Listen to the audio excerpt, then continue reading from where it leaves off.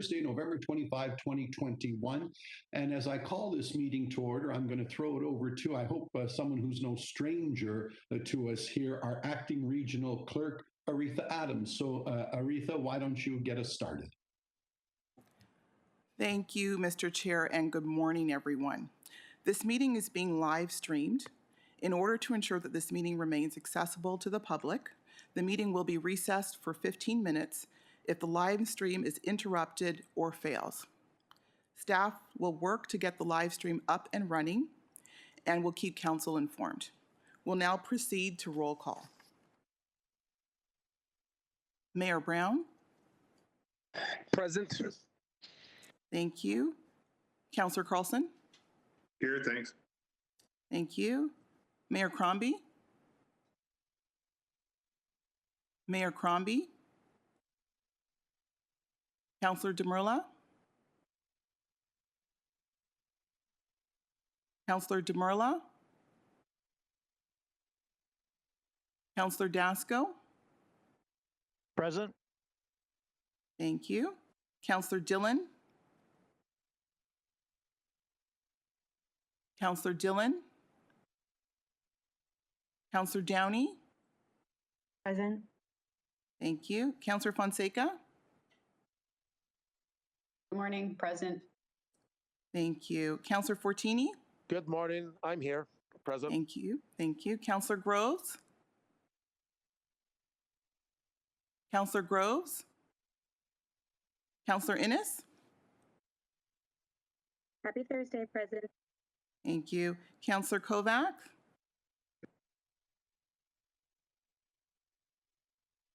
Councillor Kovac?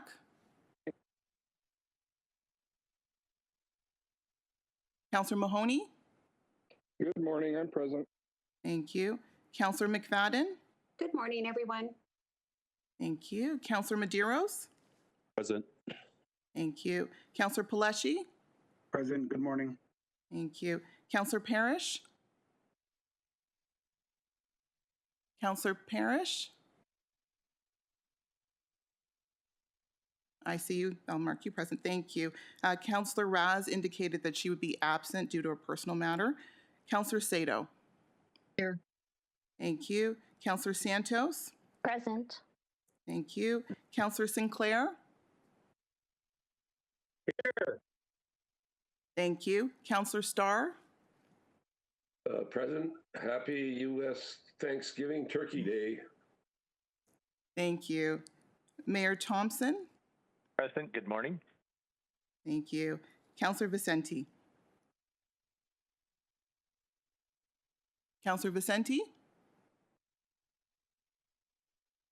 And I'm just going to go back. Madam Clerk, John Kovac, if I could just confirm that I am here. Thank you. Thank you, Councillor Kovac.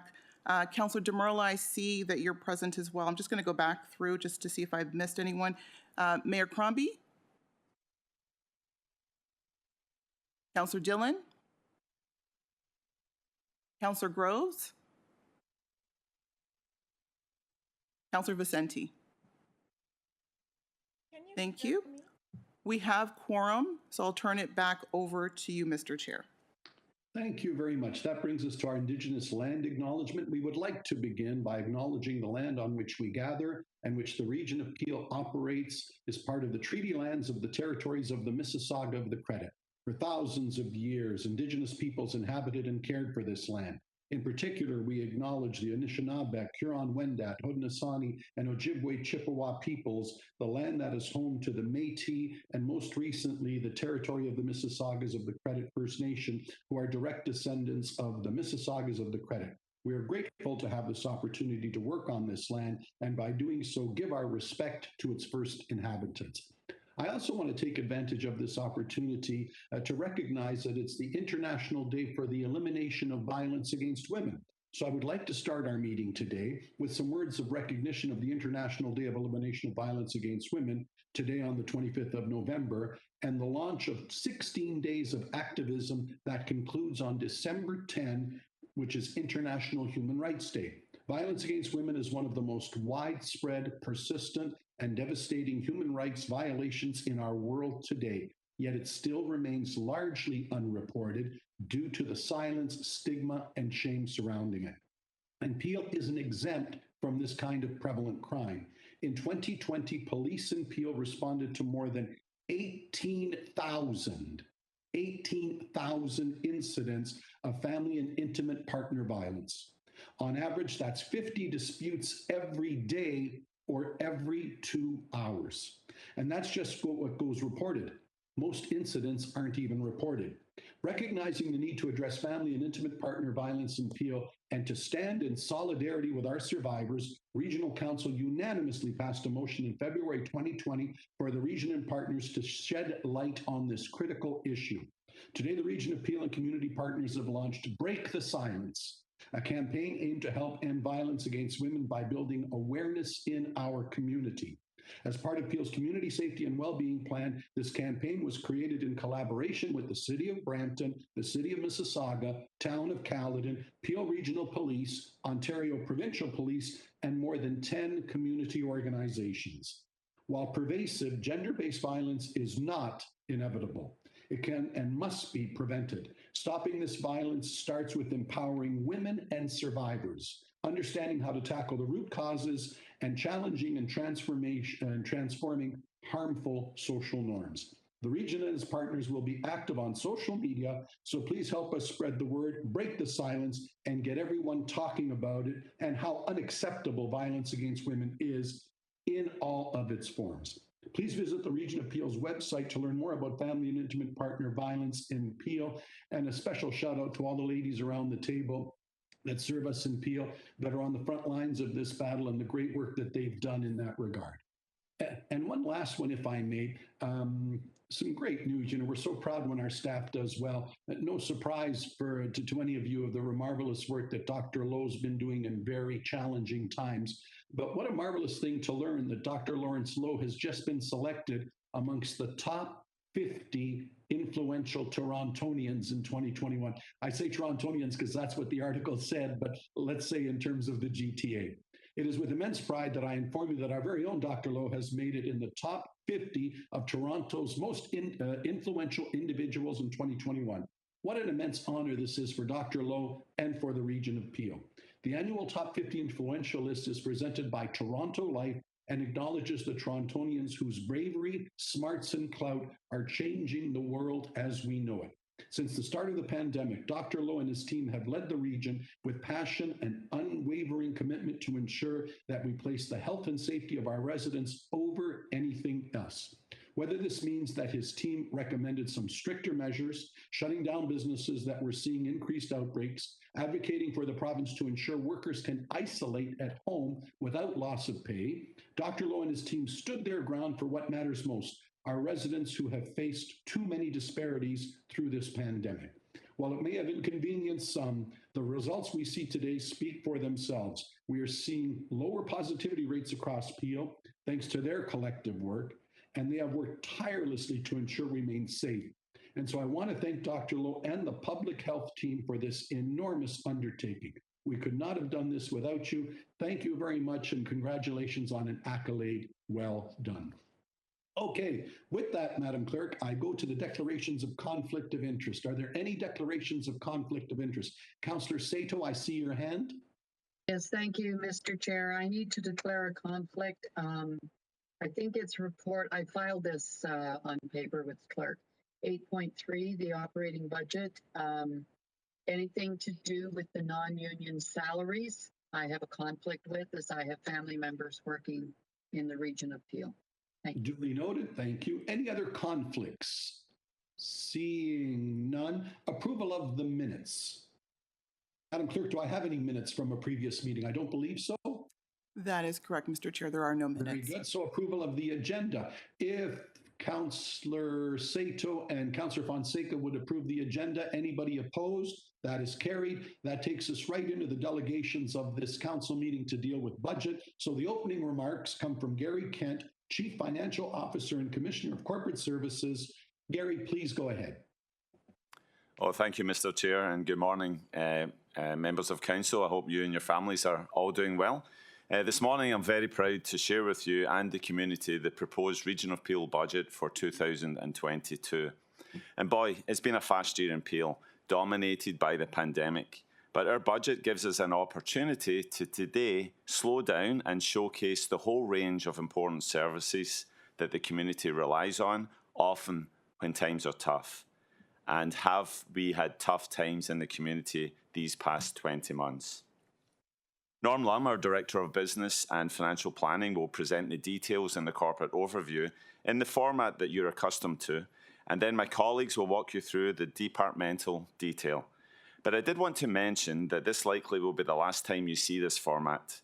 2022 will be a period of transformation for finance at the Region of Peel and the organisation as we redesign how we build our budget, improving our approach to let our stories shine more and giving the community greater insights as to what is required to deliver the services they need and that Council approves. We're very excited for those changes and we'll be seeking Council's input in the new year. Next slide, please. Our story starts, however, as the Chair mentioned, with the pandemic. Council has been so involved in every step of the way and the public has focused on the work of Peel in a way like never before. Delivering the mass vaccination programme effectively was the key to allowing the community and the economy to bounce back safely, albeit with modifications. In this budget, we have not reflected the projected cost of the continued response in the property tax, instead relying on the assistance of the provincial and federal governments, as they have done so in the past, where necessary, taking any other financial risk into our balance sheet. So let me be clear about that. All material costs built into the 2022 budget for the pandemic are assumed to be funded from sources other than the property tax. The budget instead focuses on being ready to re-establish our service levels and, in a modest way, increase service levels in areas such as health, housing, climate change and diversity and inclusion. Service levels are also planned to be increased in the area of community safety, and you'll hear directly from the Chief next week on that. Next slide, please. So in October, I walked Council and the community through the journey that we've taken together, from the initial declaration of the emergency to the rollout of the mass vaccination programme, and now moving forward into 2022, how we plan to financially sustain our emergency response. The timeline and some of the key numbers are on this slide. Thank you to everyone who played a part, both big and small, whether you were an elected official, a permanent member of staff, whether you were drafted in on a temporary basis, or one of the many volunteers that helped. You all made a huge difference and continue to do so. Thank you. Next slide, please. So it's now been close to 2 years in this emergency, and many of our colleagues have been going hard at this for that period of time. And we were planning to ensure the well-being of our colleagues is focused on. It was interesting this morning, there was a story coming out of Bloomberg and a survey of US mayors that the number one issue on their mind for next year is actually mental health in the community. Over 52% of them said that that was the number one. So as the world starts to tentatively travel again, we know that before takeoff on a plane trip, we're always told that in an emergency to put the oxygen mask on ourselves first so that we can take care of others. And while the sustainment of the emergency programme is not exactly like taking off from a runway, we do need to ensure that our colleagues have the opportunity to recover well as we physically stabilise and then catch up with the backlog of work that's happened, as we have seen 500 staff redeployed at various points during the pandemic and over 1,800 temporary colleagues joining us, which in itself was an extremely heavy lift. So while uncertainty continues to exist on exact timing of recovery, this budget provides the right resources are available to move forward when it is safe to do so. Next slide, please. So clearly the response to the pandemic remains our number one priority. However, the property tax, as Council knows, gathers revenues for all local services, whether they are delivered by the local municipality or the regional level, and it also collects revenues for the provincial education system. And while we have been so grateful for the financial assistance from the provincial and federal governments, and that's about $400 million over the last 20 months, there remains systemic issues about the property tax that we continue to advocate for, like long-term sustainable infrastructure funding and, critical to Ontario, funding for social housing, which, since the 90s, has been the only province in Canada that funds that critical program from the property tax rather than the income tax.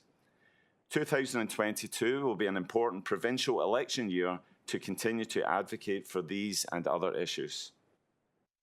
So our proposed budget focuses on what we can fund. I would say it's a plain budget that's under the rate of inflation, quite substantially actually, and I'll come back to that point in a moment. Invests in our $32 billion of critical assets and does include some modest strategic investments. This year, our CEO, Janice Baker, asked us all to reflect on our base budget and remove 1%, which was achieved by a line-by-line review. And as we learn more from the pandemic, we expect a similar exercise will occur next year also. But we're also investing in technology. We have foundational systems that need to be replaced, which, coupled with our learnings from the pandemic, will ensure technology enhances customer experience and increases our own productivity. And as Normal explained, the budget focused on community services, which accounts for half of our increase this year.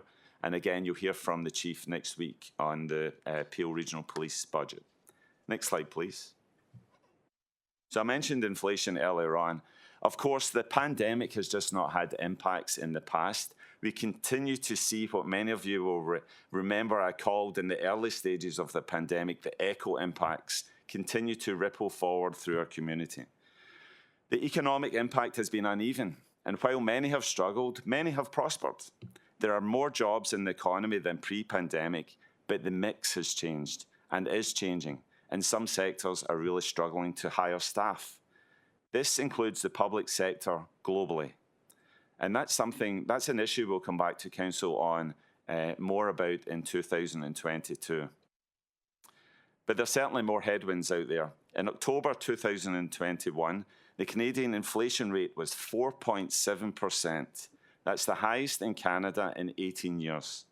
In Ontario, it was 4.9%, the highest rate in 30 years. And we do expect higher inflation to persist for the remainder of this year and next year.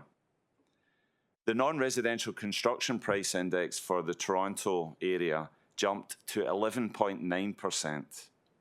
That's the highest in 13 years. Building costs are now increasing at the same rate observed in the recession of 2008.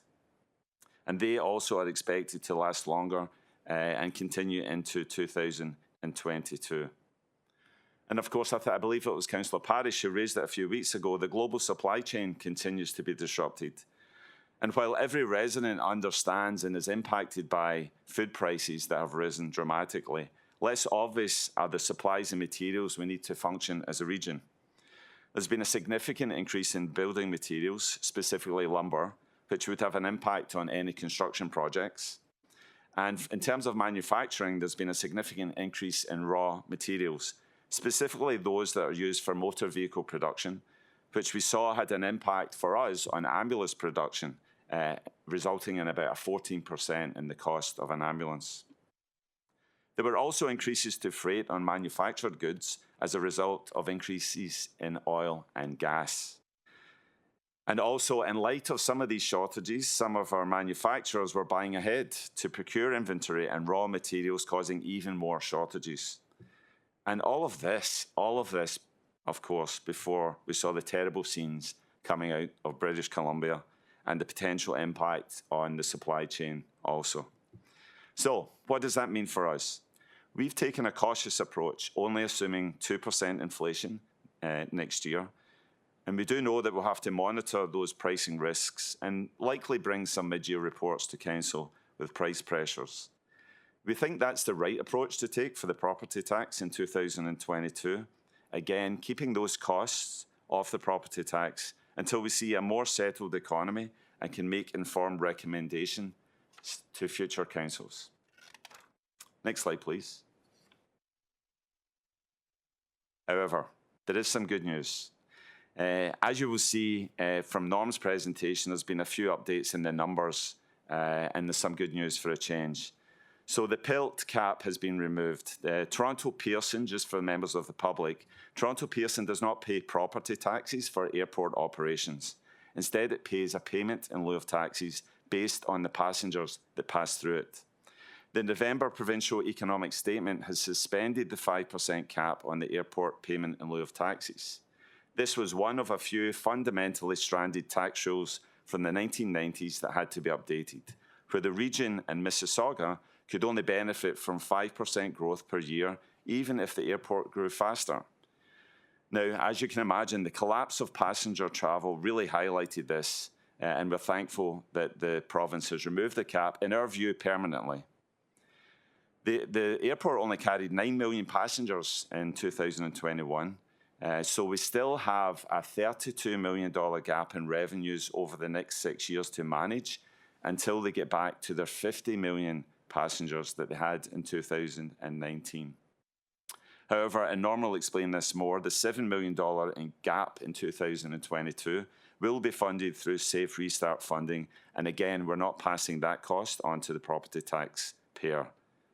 And we are in a fundamentally better place now after the economic statement than the $250 million revenue gap we would have faced had the province not made this decision. So our thanks to them and for everyone, every member of council for the heavy lifting they did behind the scenes to explain this complicated matter.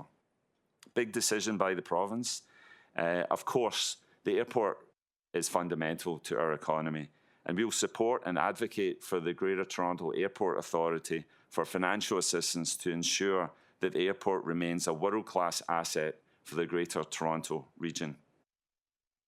The second part of the good news is we've had some additional assessment information from MPAC, and that's added another 0.2% into our budget since it was printed.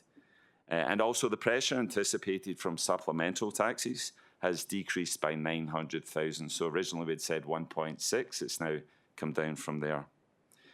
And lastly, when I spoke to you in October, we've had an update from the province on the funding of mass vaccination. The province has now confirmed that it will be made whole for that programme. That's an additional $46 million. So that removes the risk, at least for 2022.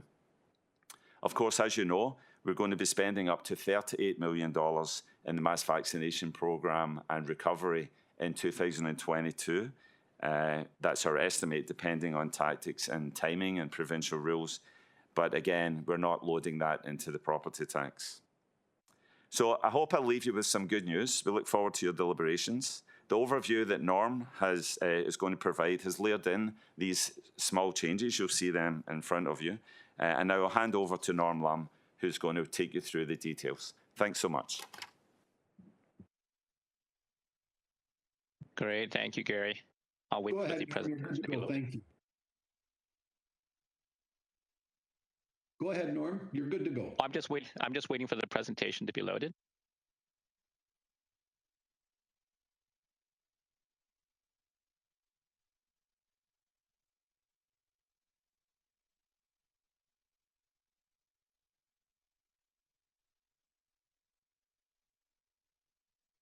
Oh, great. So good morning, Chair Ianika and members of council.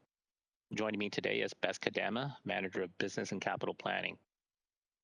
Today I will present an overview of the region's proposed 2022 budget, a budget that was developed with the community continuing to face some significant challenges. As you heard from Gary, Peel has been responding to COVID over the past 20 months, and we are expecting that the response will continue into 2022. Peel's community, both residential and commercial, has been significantly impacted financially by the economic uncertainty induced by the pandemic. And similar to last year, ongoing changes in legislation from the province continue to make it difficult to estimate budget impacts. Even with these challenges, we believe the 2022 budget strikes a balance between meeting the urgent needs of the community and respecting property tax and utility rate payers, while recognizing the response to COVID-19 as its top priority. Next slide, please.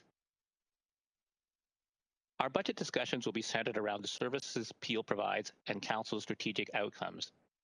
Today, I will provide an overview of the consolidated budget with details on the operating budget, including tax-supported services, the utility or water and wastewater services, and the proposed capital plan and capital budget. I will also provide a summary of the budget and an overview of the outlook for the next 3 years. Next slide, please.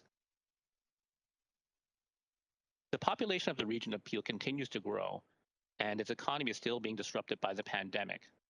With that comes the challenge of managing future growth while experiencing economic uncertainty. The region has a demonstrated track record of strong financial management, which positions it well to respond to a constantly changing environment. Development of the budget was guided by Peel's financial management principles to ensure that the required programs and services are sustainable now and in the future. Next slide, please. I'd like to start by giving you an overview of how the proposed budget will impact the average property tax and utility rate payer. The budget proposes a property tax increase of 1.5%, which includes a 1% infrastructure levy. The impact of Peel's budget will vary between the 3 local municipalities, but on average, Peel represents 42% of the property tax bill. The left side of the chart shows the property tax impact by municipality for homes with an average assessed value of $578,200. The difference between Caledon relative to Brampton and Mississauga is primarily attributable to changes in the OPP and Peel Regional Police budgets.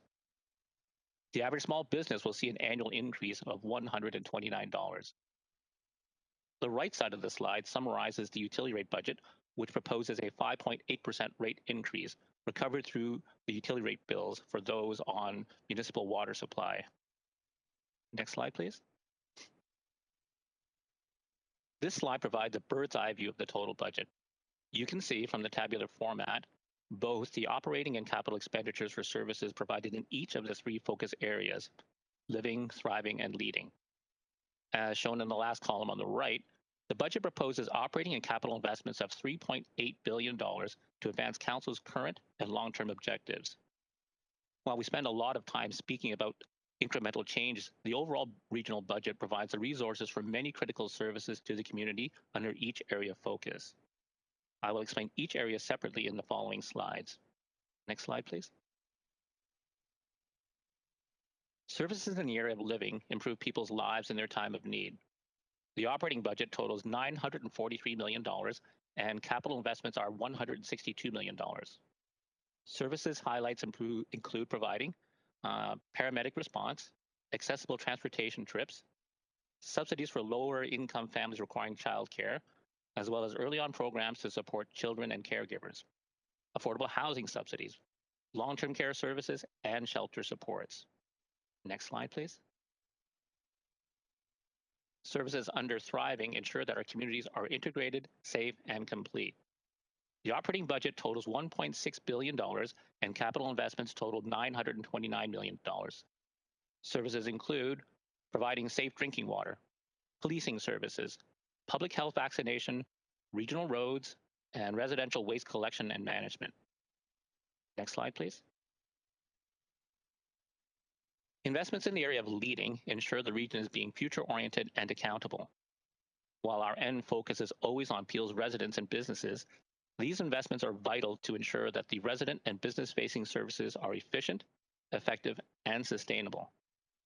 Highlights include live call center support, maintaining a high level of client satisfaction and employee engagement, continuously improving value for money by modernizing service delivery, managing Peel's financial health and sustainability, and maintaining community infrastructure. Next slide, please. As an accountable government, Peel implements a continuous improvement program as part of its commitment to delivering services that are effective and efficient. As of 2021, Peel remains the only public sector organization in Canada to receive Excellence Canada's enterprise-wide platinum level accreditation. For the 2022 budget, even with the limited capacity due to staff being redeployed to support the COVID response and mass vaccination program, Peel continued to look across all services to find operational efficiencies and opportunities to reduce costs. Our approach included process evaluations, a review of service levels, line-by-line reviews of service budgets, and exploring alternative service delivery models, such as virtual program delivery for adult day services. Next slide, please.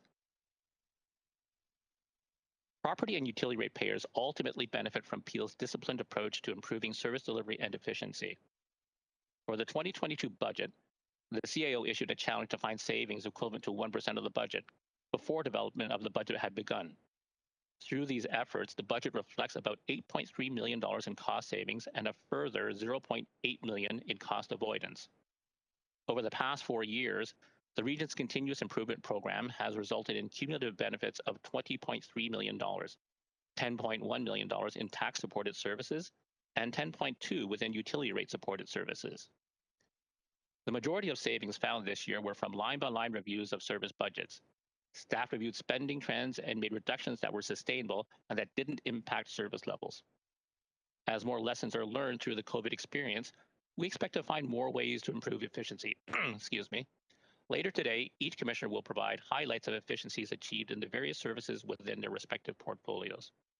Next slide, please. In alignment with Peel's enterprise risk model, development of the budget requires an assessment of the major risks associated with the delivery of Peel's many services. Assumptions are reviewed and updated in consideration of the best available information and historical trends. As mentioned earlier, the pandemic will continue into 2022 and pose a significant risk to service delivery. In addition, as Gary mentioned in his opening remarks, inflation will also be a risk to monitor and manage, as it's currently estimated to be over 4%. Next slide, please. I will now provide financial details behind the operating budget. Let's look first at the tax-supported side on the left. Tax-supported budget pressures after assessment growth results in a 3.5% net tax levy increase.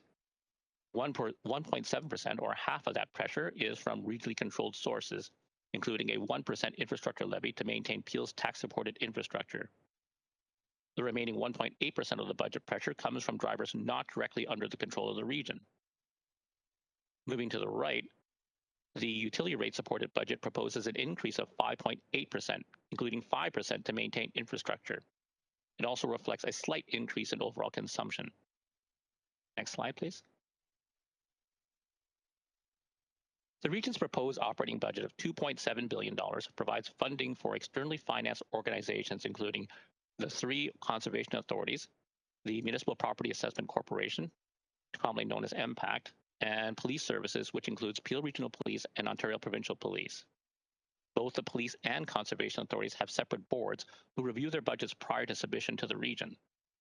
These boards include representation from regional council.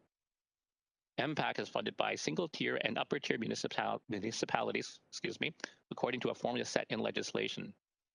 The remainder of the budget funds all regionally controlled services, including both property tax and utility rate-supported services.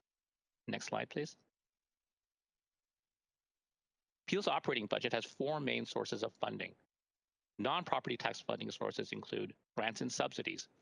Many of Peel's services are provincially mandated and have some form of cost-sharing arrangement in place.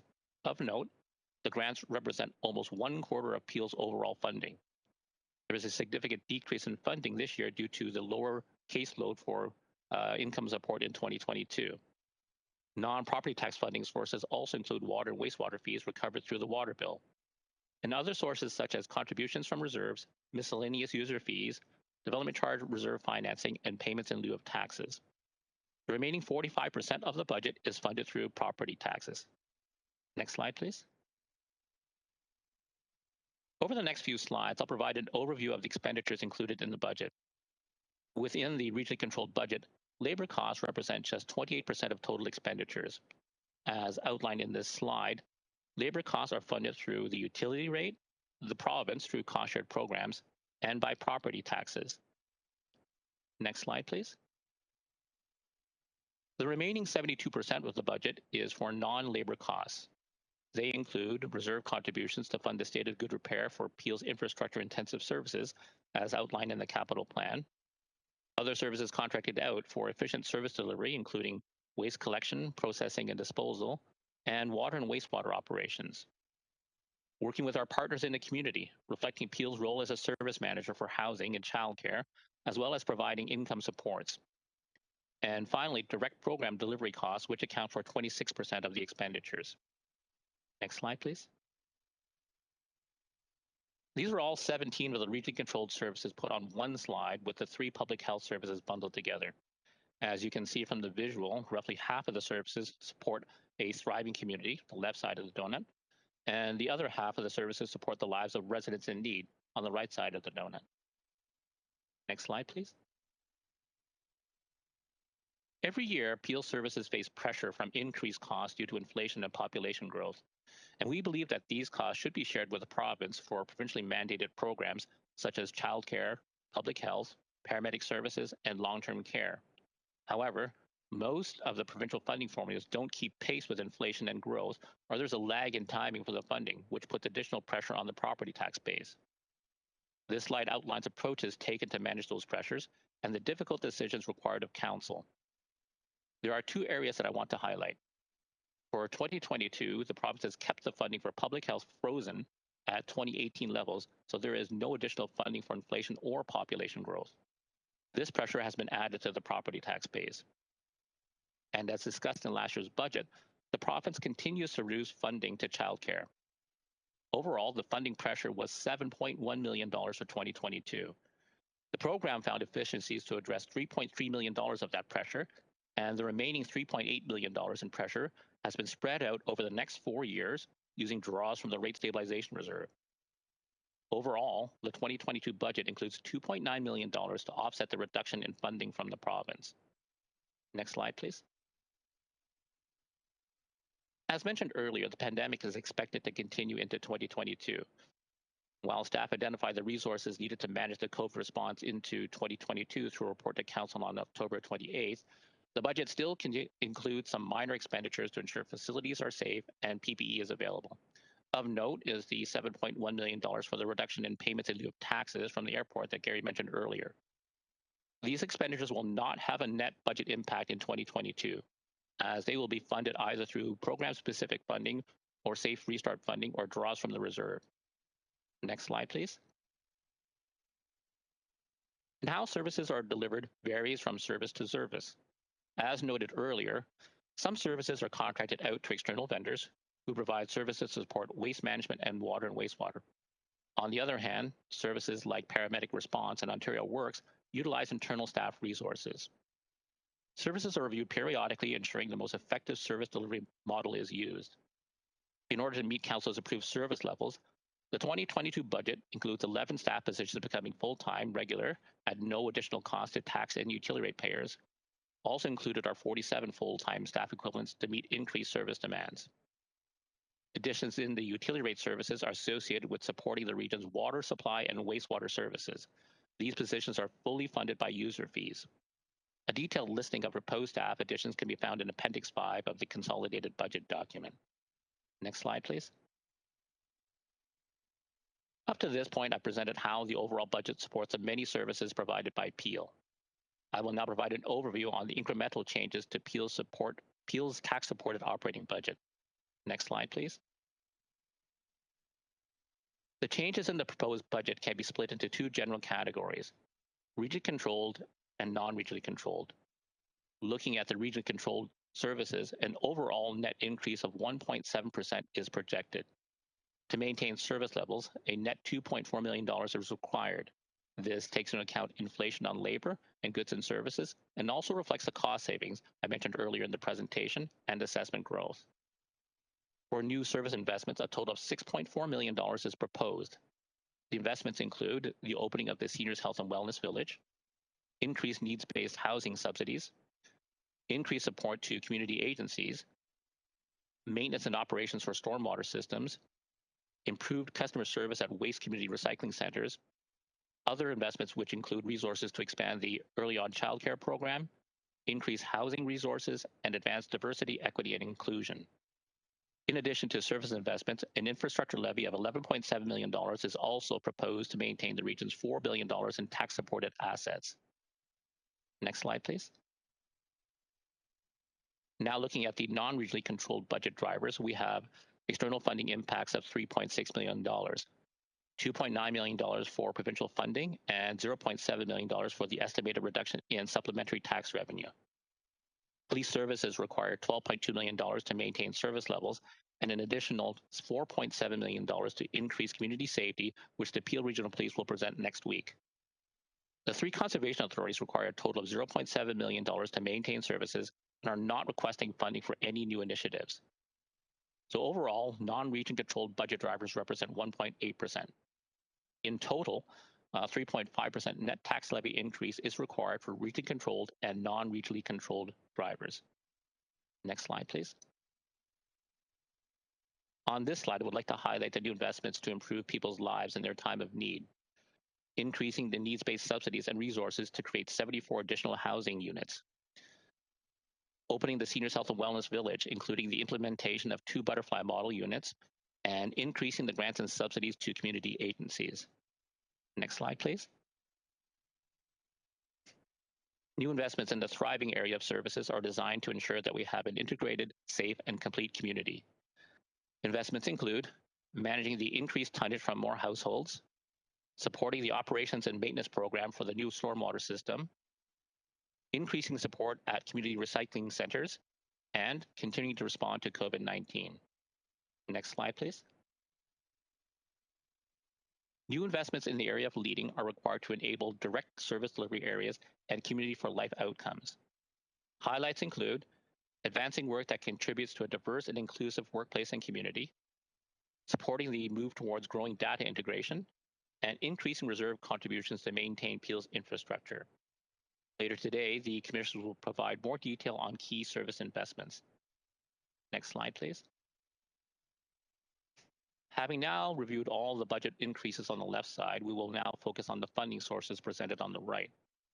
After applying reserve draws to offset temporary or one-time pressures of $18.9 million and tax assessment growth of $13.9 million, the remaining gap of $41.3 million is funded through an average net tax levy increase of 3.5% or a property tax increase of 1.5%. Next slide, please. I'd like to highlight that the property tax bill funds regional and local municipal services as well as the education system.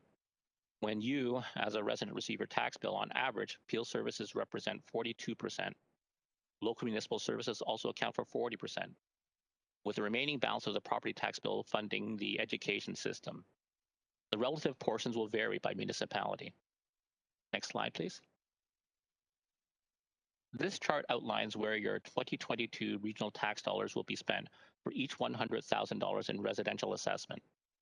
The orange bars at the top represent the external agencies, while the blue bars represent all other regional services. The change for $100,000 in assessment is $12.56. For an average home, this is $73. Next slide, please. This slide illustrates the impact of Peel's net tax levy increase for a variety of housing types in each local municipality. As noted earlier, the lower impact for Caledon is primarily due to the difference in the OPP and Peel Regional Police budgets. Next slide, please. I will now provide an overview of Peel's utility rate supported budget. Next slide, please.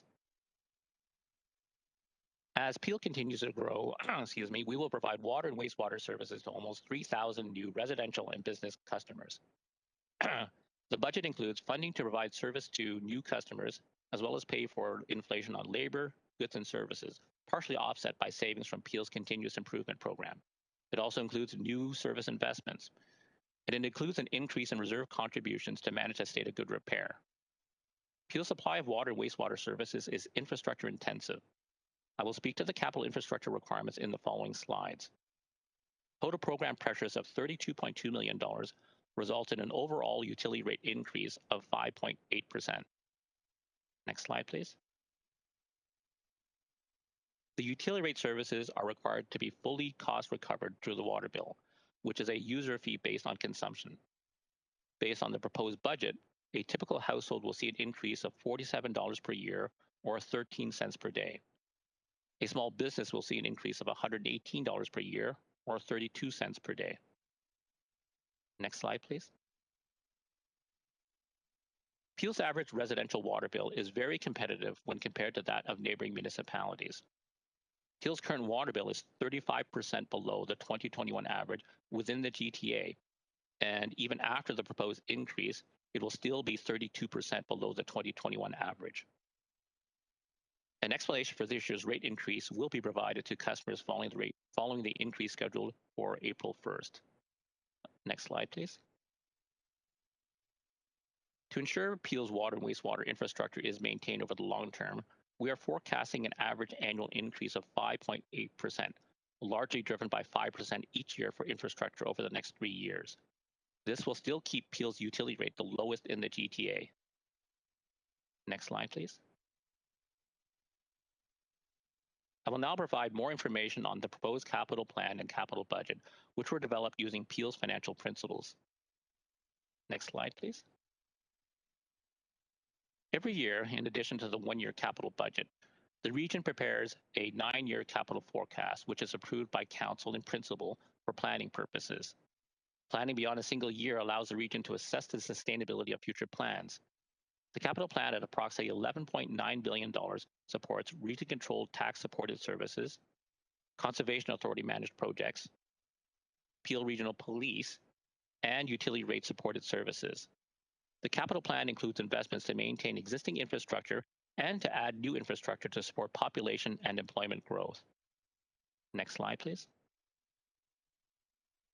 The capital plan for regionally controlled services identifies priority investments totaling $11.2 billion, $1.5 billion to fund Peel's Affordable Housing Master Plan, paramedic services, and long-term care, $9.5 billion to fund infrastructure-intensive services such as water supply, wastewater, roads, and waste management, and $0.3 billion in the area of leading to support investments in enabling technology and maintaining Peel's office facilities.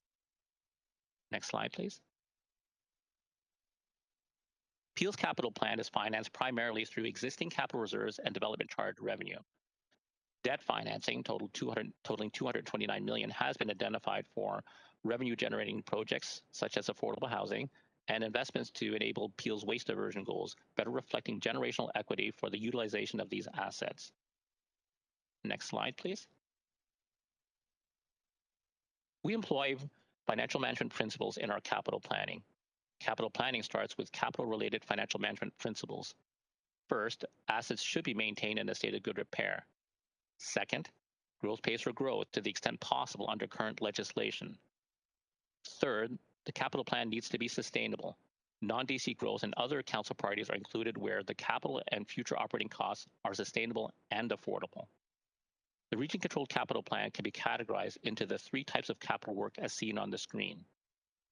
I will now provide more details on the funding sources to support the capital plan investments described on this slide. Next slide, please. As seen earlier in the presentation, capital reserves represent 47% of the funding for the total capital plan. Therefore, as a key component of Peel's capital financing strategy, it is very important to increase the infrastructure levies. With this increase in funding, Peel will manage a state of good repair of its assets, have adequate matching dollars to leverage federal and provincial infrastructure funding, have enhanced flexibility to manage unanticipated capital requirements, and be positioned to sustain capital projects in 2022 and beyond. Next slide, please. For tax-supported programs, we have identified a shortfall of $2 billion over a period of 20 years. To ensure the capital plan is sustainable, we need to continue to increase the tax-supported reserve contributions by the equivalent of a 1% net tax levy in 2022 and for a further 8 years until 2030. This tax-supported infrastructure levy supports capital works such as the implementation of the Housing Master Plan, maintaining Peel's affordable housing stock, regional roads, and investments to increase waste diversion. Next slide, please. For the utility rate supported program, we have identified a shortfall of $1.6 billion over a period of 20 years. To ensure the capital plan is sustainable, we need to continue to increase the utility rate supported reserve contributions by the equivalent of 5% in 2022 and for a further 3 years until 2025. The utility rate supported infrastructure levy supports capital works such as the replacements of water mains, local collection system repairs, and the replacement and trunk sewer rehabilitation. Next slide, please. Another key source of capital financing is debt. Debt levels are projected to increase over the next 10 years to support the Affordable Housing Master Plan, the Long-Term Waste Management Plan, and infrastructure servicing to support growth to 2041. The majority of Peel's outstanding debt is required to support growth-related infrastructure investments ahead of the collection of development charge revenue. DC-related debt financing costs are expected to be recovered through future development charges. Multi-year forecasting and planning allows for an iterative process for assessing risk to financial flexibility, financial sustainability, and operations risks for the region. Where possible, capital spending will be aligned with actual growth trends to reduce financial risks. The estimated annual repayment limit for 2021 is approximately 7.7%, increasing to approximately 9% by 2025. Staff will seek council approval prior to issuing any additional debt. Next slide, please. The capital budget represents a portion of the 10-year capital plan which council is being asked to approve. At $1.1 billion, the capital budget includes regionally controlled tax-supported services, Conservation Authority managed projects, police services, and utility rate supported services. As noted on the right side of the chart, the capital budget is primarily funded from internal capital reserves and development charges. Within each service, the capital budget supports maintaining a state of good repair, DC-funded growth capital to support growth, and non-DC growth capital to manage growth not covered by DC legislation, and also council priority investments. Some of these investments are not new projects, but represent the next phase of funding for existing projects as they advance through the stages of completion. More detail on the capital budget will be included in the Commissioner and Police presentations. Next slide, please. In summary, the capital budget proposes investments to enable the delivery of our services, including investments to ensure people's lives are improved in their time of need, which includes affordable housing, a paramedic reporting station and long-term care, investments to ensure communities are integrated, safe, and complete, which includes water supply, wastewater, waste diversion, and to keep people and goods moving on the regional road network. And finally, investments for climate change adaptation to modernize the region's technology and to maintain office facilities. Next slide, please. I will now provide a summary of the 2022 budget. Next slide, please. Peel's water bill will be far lower than the 2021 average within the GTA, even with the proposed 2022 increase of 5.8%. Next slide, please.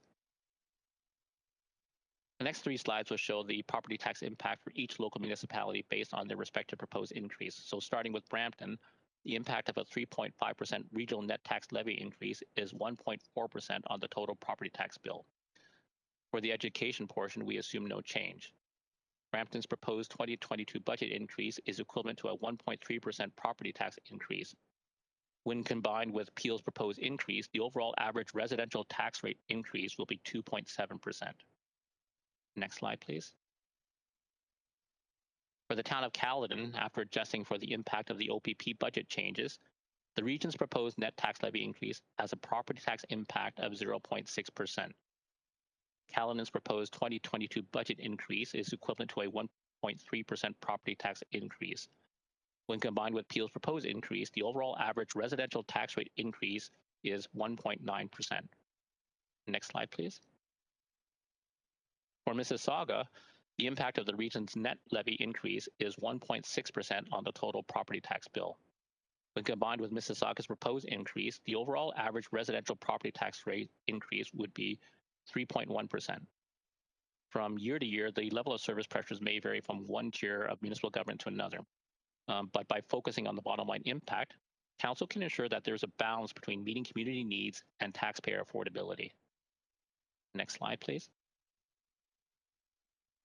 While Council must make difficult decisions to strike a balance between community need and taxpayer affordability, the region does offer relief to those less fortunate.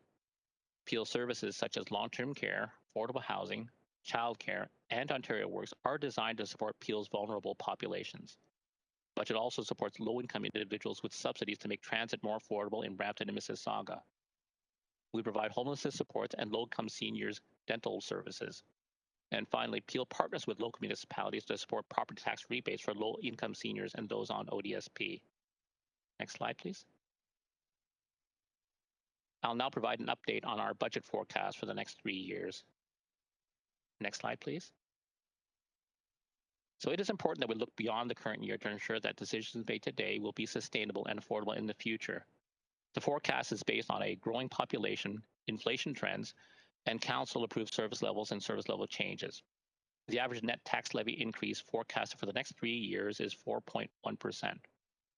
The 2023 forecast of 5% is largely due to the deferral of the reduction in payments in lieu of taxes for the Greater Toronto Airport Authority. And staff will be reassessing the impact given the province's decision to remove the revenue cap. Next slide, please. For the utility rate, increases of 5.8% are forecast for each of the next 3 years, with each year including a 5% infrastructure levy. Next slide, please. Next, my colleagues will present the proposed service budgets for which they are responsible. On December 2nd, we will hear from any remaining regional services, Peel Regional Police, Ontario Provincial Police, and the 3 conservation authorities. December 9th and 16th have been reserved for ongoing budget discussions. Next slide. Thank you very much, and that concludes my presentation, and I'd be happy to answer any questions that you have. Thank you, Norman. I'm looking at my list and I don't see a question for either you or the commissioner at the present time. I think what we will do now is we will go into the individual departments, recognizing this is our first rollout and first blush, so to the public that might be listening as well. So much more to come, but following that introduction, then I'm going to go to the regionally controlled service program presentations. First up is Nancy Polzinelli, Commissioner of Health Services. And what I'm going to suggest is we'll let Nancy complete her presentation. If there are questions, I'll hold them till the end of her presentation and take them then. And I will follow that format for all 4 departments. So with that, Commissioner Polzinelli, you're up. Chair, before Nancy starts, I just want to make a quick heads up to the councillors. The order that Nancy is going to present is slightly different than what we had published in the budget binder because of the tabs we in there. I think the way Nancy is going to present it will make a lot more sense than it was showing in the budget binder. Okay, thank you. Go ahead, Nancy. Good morning, Chair Yanika and members of council. Accompanying me today is Ram Kumar, my finance partner for this presentation. So as was said, I will be highlighting 6 services that protect and improve health in Peel. 3 of these services fall within our strategic mandate for living. The other 3 in public health fall within our thriving mandate. Next slide, please. As you heard earlier from Gary and Norm, services across the region have been significantly disrupted by COVID-19, especially those in public health. The 2022 health services budget includes $6.7 million in COVID-related expenditures approved by Council earlier in 2021. These are fully funded by the province or from reserve draws, so there is no net impact on the budget. Next slide, please. The province recently deferred some of their expected funding reductions originally planned in 2020, but they remain in our forecast years. Another source of pressure is that the province is not providing additional funding for inflationary cost increases or increases in service demand. Generally, there is a lag in funding for inflation and growth. So, as you heard earlier, we have public health funding that remains frozen at 2018 levels. There is also a 1-year delay in paramedics funding increase, and long-term care wages are funded at the provincial average, which is below Peel's average wage for long-term care. Next slide, please. Health Services has used a combination of service and line-by-line reviews to ensure programs are delivered efficiently while maintaining highest quality. Process improvements and innovations established before the pandemic continue to contribute to avoiding costs and improve value in how health services operates and how services are delivered. I will now cover the first service area, paramedics. Next slide, please. So paramedics deliver on the living mandate of the region's strategic plan to improve people's lives in their times of need. The 2022 budget will help Peel paramedics continue to maintain their current service levels. At the same time, Paramedic Services is continuing to explore innovative ways of serving vulnerable residents, and this includes supporting seniors living in the community with complex needs. Next slide, please. The biggest driver of the paramedic services budget remains the volume of calls that are answered every year. Due to COVID, there was a temporary decline in the call volumes. Our forecast for 2021 shows that we will be back to pre-COVID numbers. However, the rate at which this figure will increase in 2022 and beyond is still uncertain. WSIB claims may include the impact of overexertion, slips and falls, and also mental health. In the 2021 budget, Council invested in 2 full-time FTEs in paramedic services to address the mental health and well-being of our paramedics by strengthening psychological safety. This vital work continues even through the pandemic. Next slide, please. Peel paramedics adapt practices to improve client outcomes while finding better ways to deliver person-centered care that ultimately contributes to community well-being. Council has supported advocacy to transform how calls are dispatched by the province, and it was put on hold due to the pandemic. However, next year, provincial implementation will begin on a robust evidence-based triage tool, with the Mississauga Dispatch Centre for Peel and Halton as the first to launch. This could help reduce calls identified as emergency, which in fact are not lights and siren emergency calls. Paramedic Services is now partnering with Senior Services Development and local health system partners to also deliver a Made in Peel community paramedicine program. The program will deliver much needed services to even more seniors in our community, those waiting for long-term care or who require ongoing health care and may receive it in the comfort of their own homes. Next slide, please. As I mentioned earlier, paramedic services will be responding to an uncertain call volume in the evolving pandemic and eventual recovery, while still managing COVID-19 safety measures, which may continue for an undetermined time. Therefore, before permanently adding more staff, we propose an investment of $2.7 million to provide flexibility to increase temporary staffing levels to deal with potential increased call volume. This investment will be fully funded from reserves, so there is no net budget impact. And during 2022, the program will continue to assess the data and report back to Council if there will be a need for permanent staffing additions for 2023. Next slide, please. Overall, labor costs account for 68% of the total cost for paramedics. Next slide, please.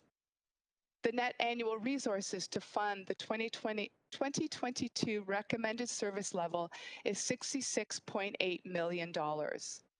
Inflation is the main driver of the 2022 operating budget of $3.5 million.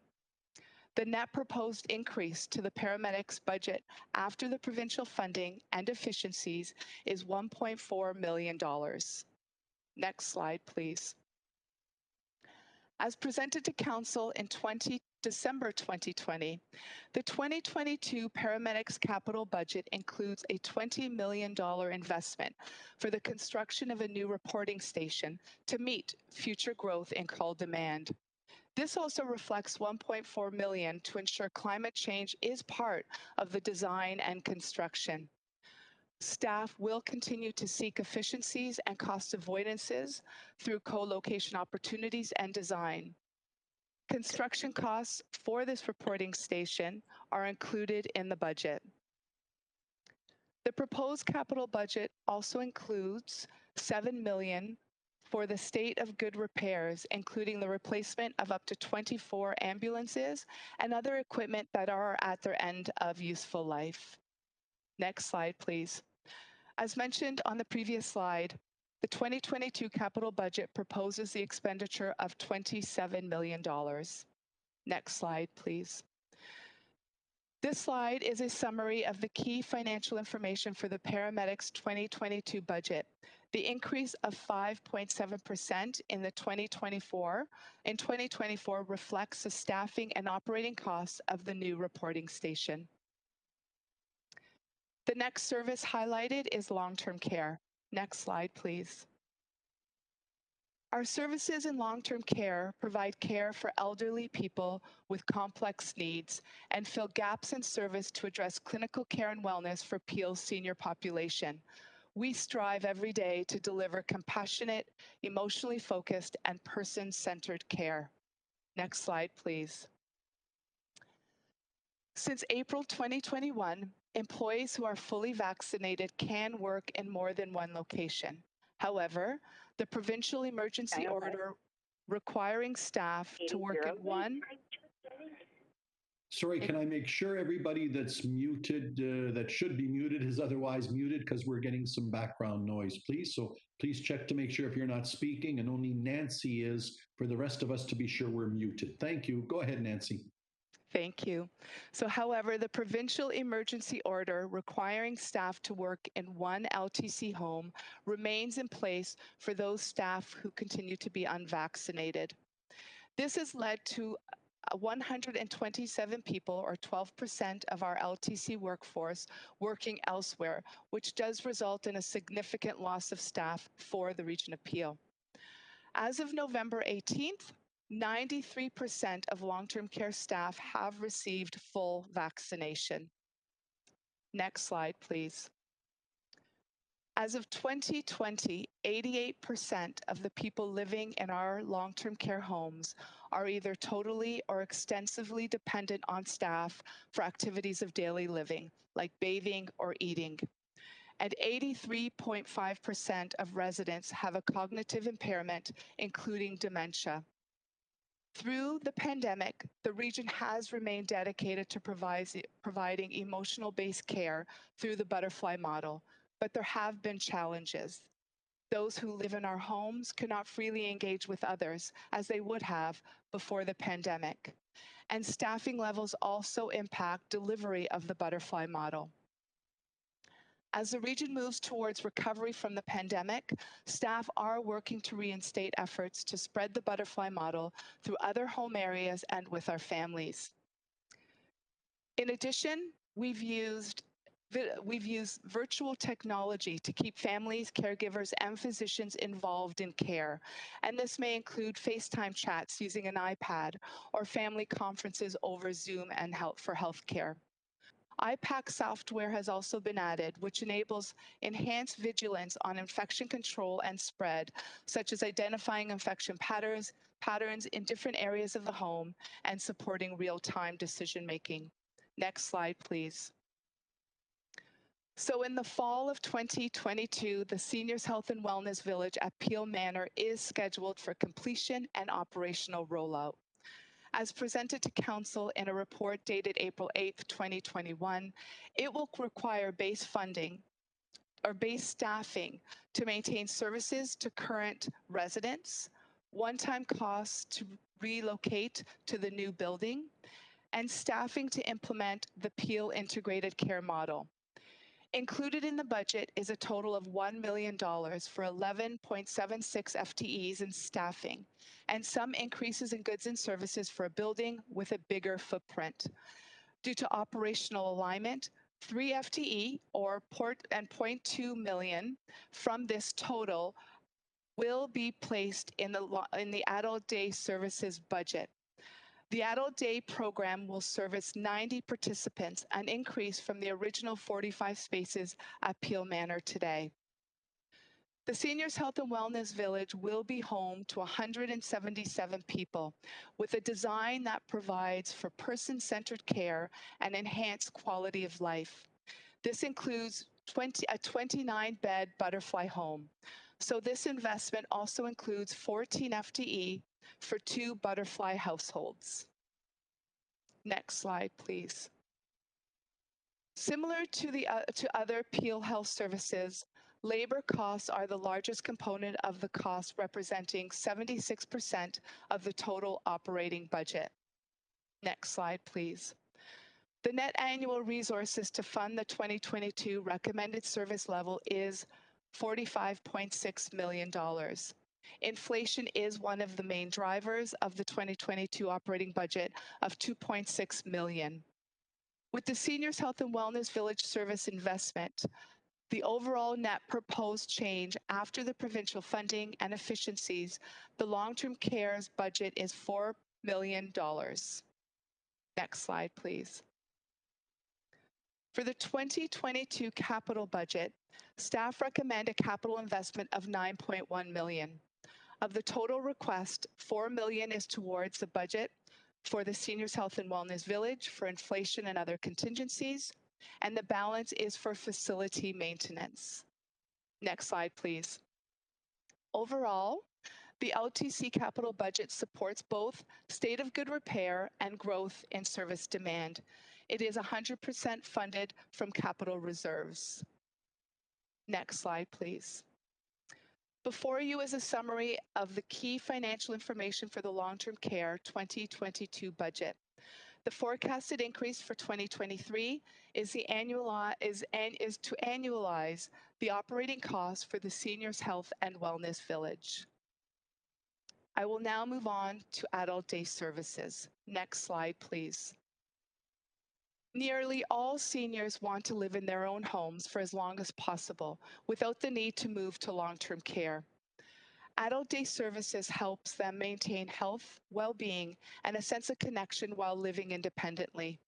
The program also provides rest and support for caregivers, whether that be for a day or even overnight. And it's really helping to sustain these people who are so critical in the healthcare circle. Next slide, please. Virtual programs have become an essential tool to access and service our seniors in the community. To help with access to virtual connection, ADS developed an iPad lending program. Seniors who do not have a device or internet connection are provided with an iPad and a data plan to participate in virtual programming. The waitlist for ADS has increased as programs were paused between March 2020 and July 2021. In-person capacity is now reduced at this time due to physical distancing requirements. Next slide, please. So ADS will continue to offer a hybrid care model for both in-person and virtual programming, which enhances service options and increases access to service and care. We continue to advocate to the Ministry of Long-Term Care and Ontario Health for capital and operational funding that would support expansion and innovation of services at the Seniors Health and Wellness Village at Peel Manor. This includes operational funding for integrated care programming, which will help keep seniors out of acute care beds and early admission into long-term care. Adult day services is the cornerstone of a suite of integrated wraparound programs and services supporting clients who are eligible for long-term care to age in place in their own homes. Next slide, please. Labor costs are the largest component of the expenditures in ADS, representing 76% of the total operating budget. Next slide, please. Overall, the total proposed net operating budget for ADS is $3.4 million. This reflects increases of $0.5 million to maintain service levels and $0.2 million for the additional staffing resources identified earlier in the long-term care budget overview to deliver the ADS program at the Seniors Health and Wellness Village. Next slide, please. This slide before you is a summary of the key financial information for the adult day services budget. The increase you see in 2023 reflects the ADS expansion at the Seniors Health and Wellness Village. I will now move on to cover public health, beginning with infectious disease prevention. Next slide, please. So as you heard from Gary, COVID-19 continues to be the dominant focus in public health, with most staff supporting COVID response. Critical programs continue where needed, but our services in chronic disease prevention and early growth and development are operating at a greatly diminished capacity. Most staff from these areas are working on COVID response and vaccination, which falls within the infectious disease prevention services. For this reason, I will not be presenting slides that feature fast facts or descriptions of how chronic disease and early growth are adapting. I will, however, highlight the financial information for these two services. On this note, in 2022 and 2023, the region will be focusing on future planning for public health and ensuring our essential programs are back up and running for the community. Next slide, please. COVID-19 response will continue to be determined by provincial direction and legislation, as well as local needs in Peel, informed by data. We are in a sustained emergency response, and as we await further provincial direction, we are preparing for a sustained program within public health for the long term. We continue to partner with local communities and influencers in striving to push for 90% of our ages 12+ population to be fully vaccinated. And as of yesterday, we are at 85.7%. As part of this effort, we are building, coordinating, and continuing to deliver comprehensive COVID-19 vaccination programs for those who have not yet received a first or second dose, third doses for priority groups, boosters for ages 70+ and potentially the general population, and now pediatric doses for children ages 5 to 11. As Peel transitions towards recovery, public health programs which have been paused or curtailed in the pandemic will gradually restore services by prioritizing the highest needs and the highest risk to population health. As noted on this slide, staff well-being remains top consideration and top priority, as it has been from the start of the pandemic.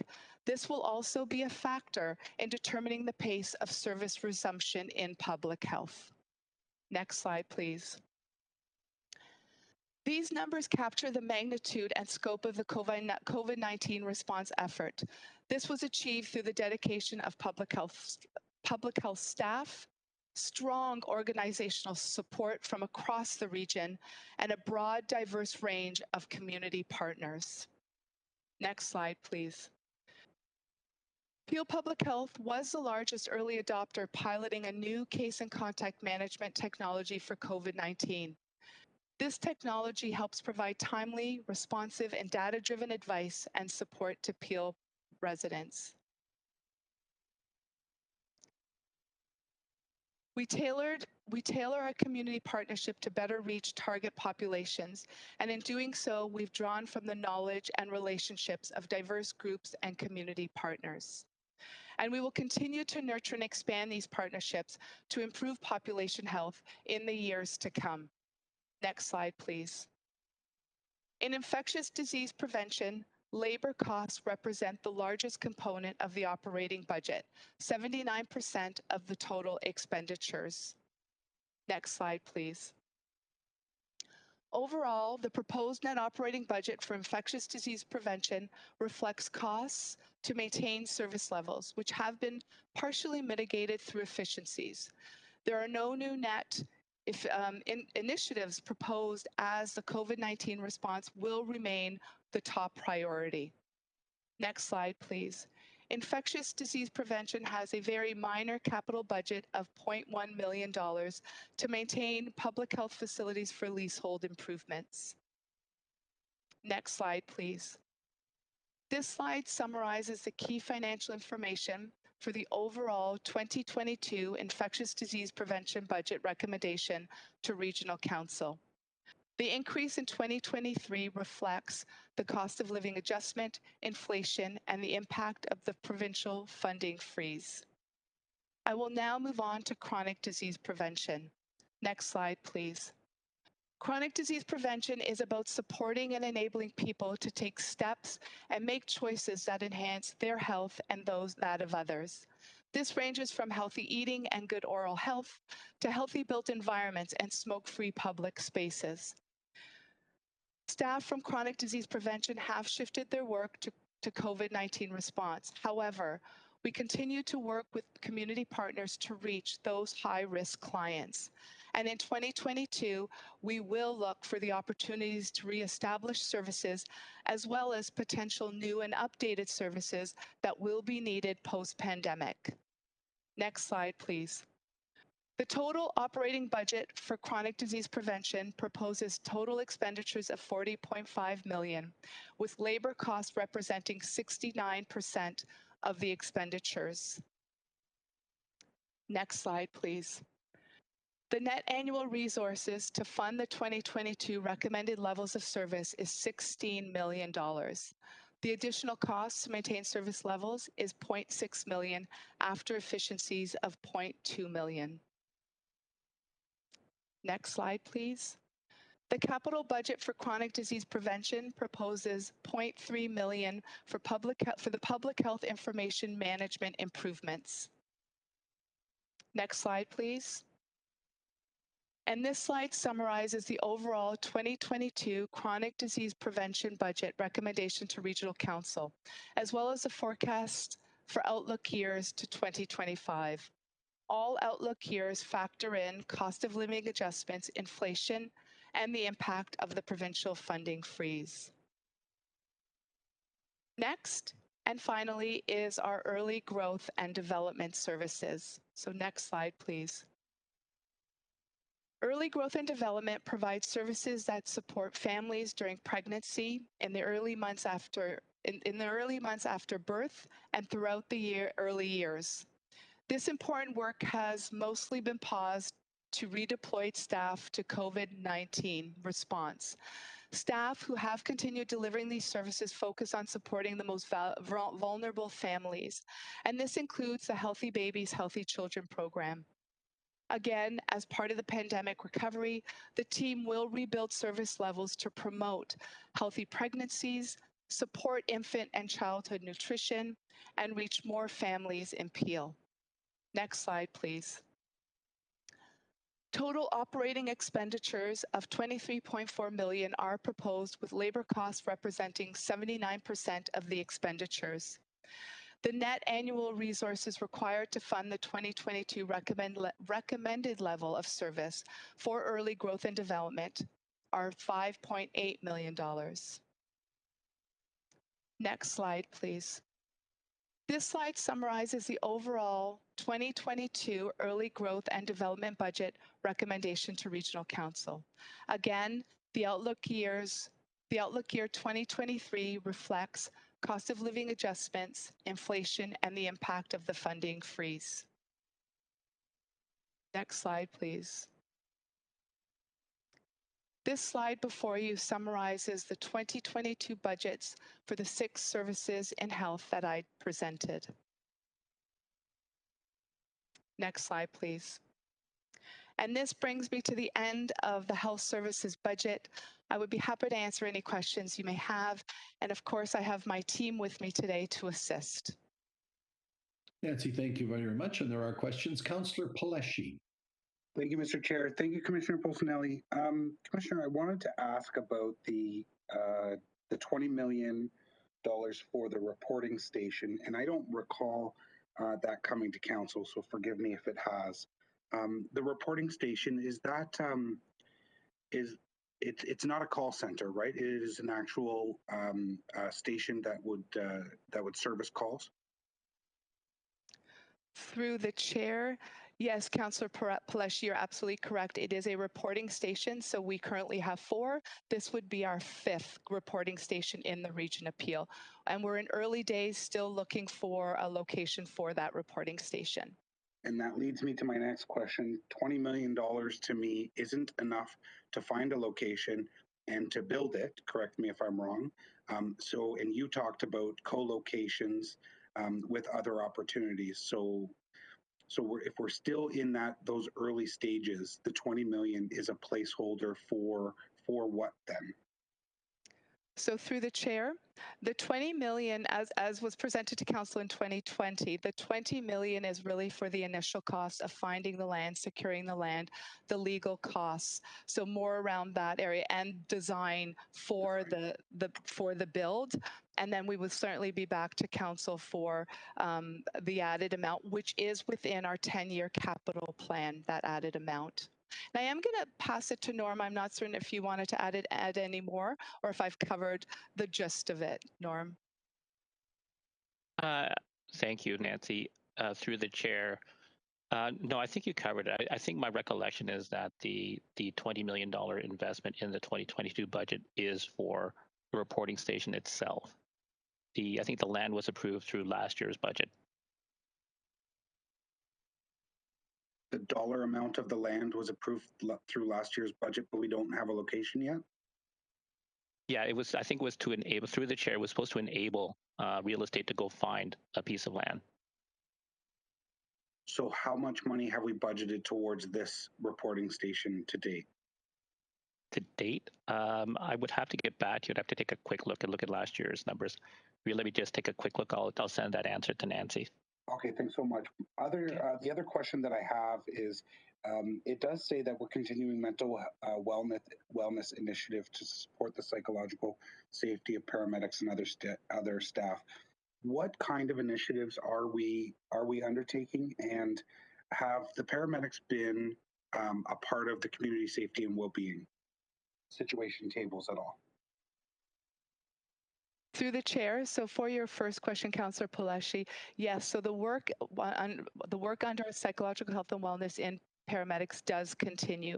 We do have an advisory group that supports the development of that work, and that advisory group is representative of management, frontline staff, our union members, as well as our colleagues in human resources.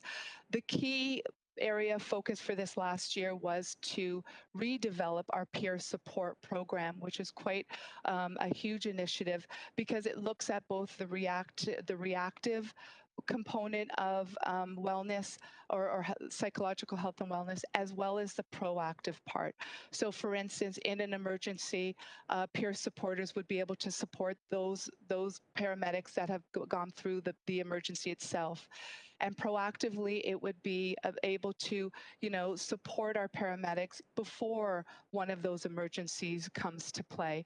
So that is the key role of or the key work that's been happening over this past year. In regards to your question about the community safety well-being, yes, we do have representation of the paramedic services at our community safety and well-being table. So they do participate. I would have to go back and find out if they actually sit on our mental health and well-being, our mental health and addictions action table. But they are represented in the table, the community safety well-being table itself. Okay, thank you. And I guess with respect to the peer support and really, really important, and I talk about this in the local municipality, but Brampton Fire and bylaw as well.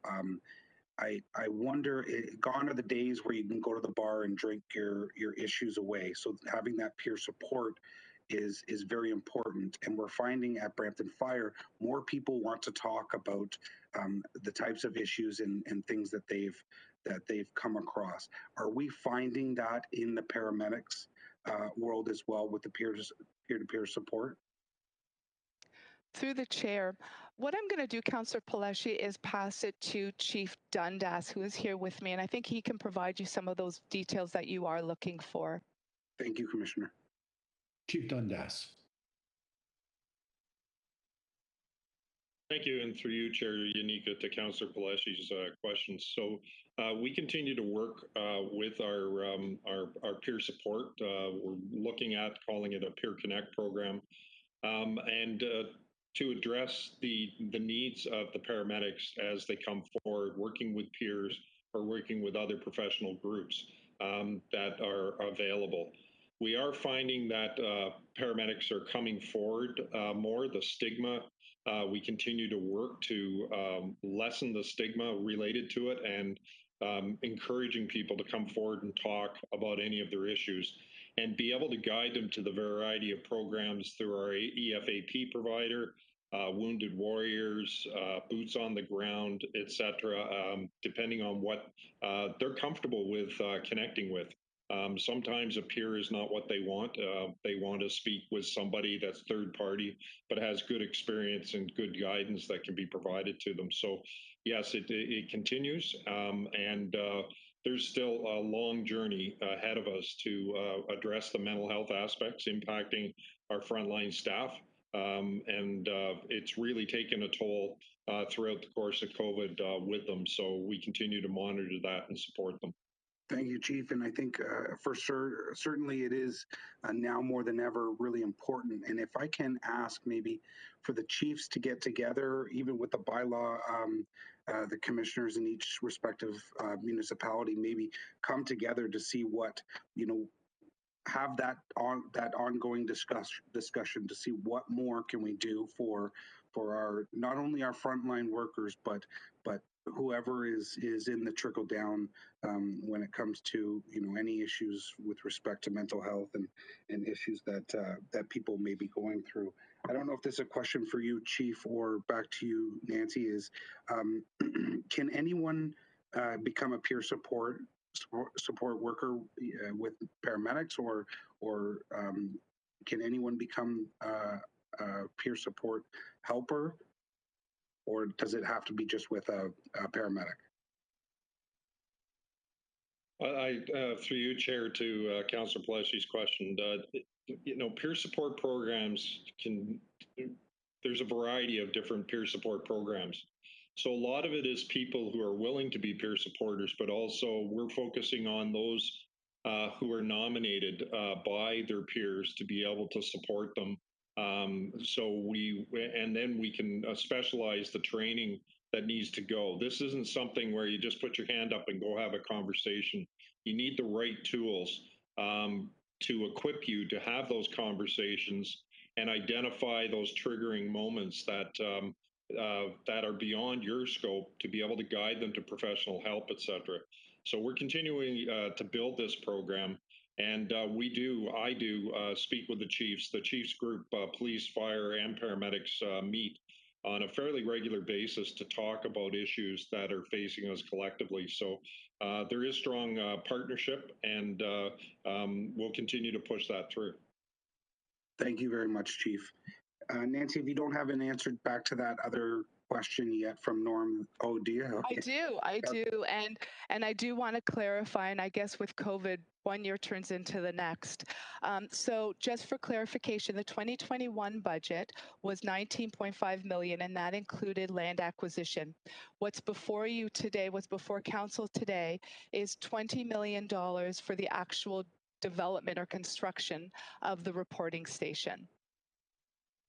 Oh, it's actual development and construction costs. Okay. It's the construction cost. Yeah. Okay.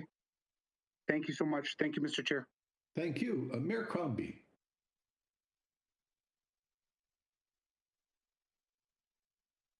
Thank you. Just trying to unmute, Mr. Chair. I got a couple of questions more broadly for you, not so granular, Nancy. So, we all understand the need, the role that public health plays, and certainly also over at the LTCs.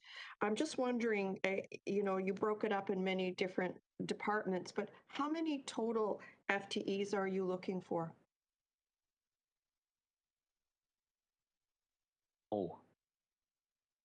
Through the chair, I'm going to 26.76 FTE. 26.76. Okay. Now my question is, are these all provincially mandated? No, they are not. So they are all linked to the Seniors Health and Wellness Village. Building the home, opening the home, they're required to operate the home. Operate, okay. They are not mandated. And these are tax funded, obviously? Yes. So is that a lot of FTEs in 1 year in your department? But through the chair, I would say this is the most that, since I've been commissioner, that we have brought to council. Absolutely. In saying that, the Seniors Health and Wellness Village is quite, it's quite a large feat that we've had council support. So with a building, we need the FTEs to operate it. Okay, very good. And I was just wanted to know, understand better the expenses in public health that we've been incurring. Are they recoverable from the province? So those expenses, so through the chair, those expenses that are connected to COVID-19, as you heard from Gary, absolutely, they would be expensible under that. But I meant also more generally, and through all the expenses we've incurred, including, setting up vaccination centers, mass vac centers, PPE, are all those expenses recoverable from the province? Through the chair, yes, they are. And what have we been paid out to date? Through the chair, I would have to pass that one to Norm. Have we been paid out, Norm? Thank you, Nancy, and through the chair, Mayor Crombie. So as Gary mentioned, we received full allocation for the MVP cost. So we had initially received our initial allotment of 73 million, received another 46 million. So our total estimated cost at $103 million. The province has formally approved us to receive the $103 million. But we've only received 40% to date. No, we I think we received just under 100 million physically, so cash-wise. So we still have, I think, only about 4 million left to be transferred to get to the full $103 million. Okay, that's very good news. And I assume we're continuing the expenses with respect to mass vaccination clinics in 2022. And do we have commitments from the provincial government that they will continue to cover our public health expenses? Through the chair, I believe so. I think everything to date has shown that the province is fully funding all of our COVID costs and our mass vaccination costs. So nothing has happened so far to indicate that they would not. Okay, so we don't have any clear indication, but we think we're on the right path. That's great. Okay, thank you very much. And back to Nancy. Of the 26.76 FTEs, are they all related to the Seniors Health and Wellness Facility, or are they outside that as well in other departments? So through the chair, yes, Mayor Crombie, they are all related to the operationalizing of the Seniors Health and Wellness Village, both for adult day, or all for adult day, for our butterfly units, as well as staffing our integrated care model. Yeah, I don't think any of us will argue the need for FTEs in that area. Thank you. Thank you. Just want a clarification. Thank you for the comments. Thank you. Councillor Sinclair.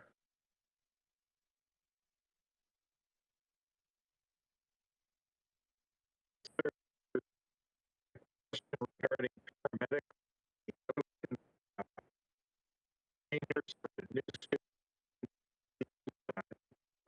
Ian, I'm sorry, you're breaking up quite a bit. We can't make out what you're saying. Perhaps you may have already turned off your screen.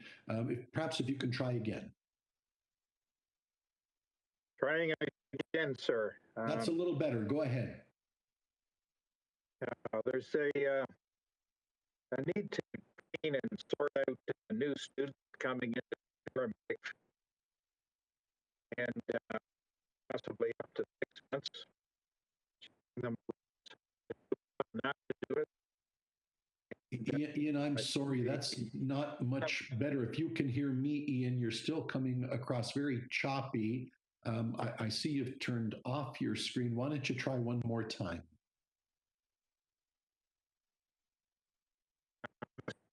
Yes, I'll have to raise me. Yes, Ian, if you would try to see if you can text it into the clerk's team, because we simply can't hear you, Ian. I apologize. I will try again after the next speaker, and we'll see where we go from there. Councillor Parrish? Thank you, Chair. I just wanted to make a comment. I don't have a question. First of all, that's an amazingly solid budget, and it's implementing everything that we've asked for all year. Sometimes we forget that we approve all these programs during the year, and then when it's time to pay for them, we all go, "Oh my goodness, that's expensive." That's a really good budget in this section.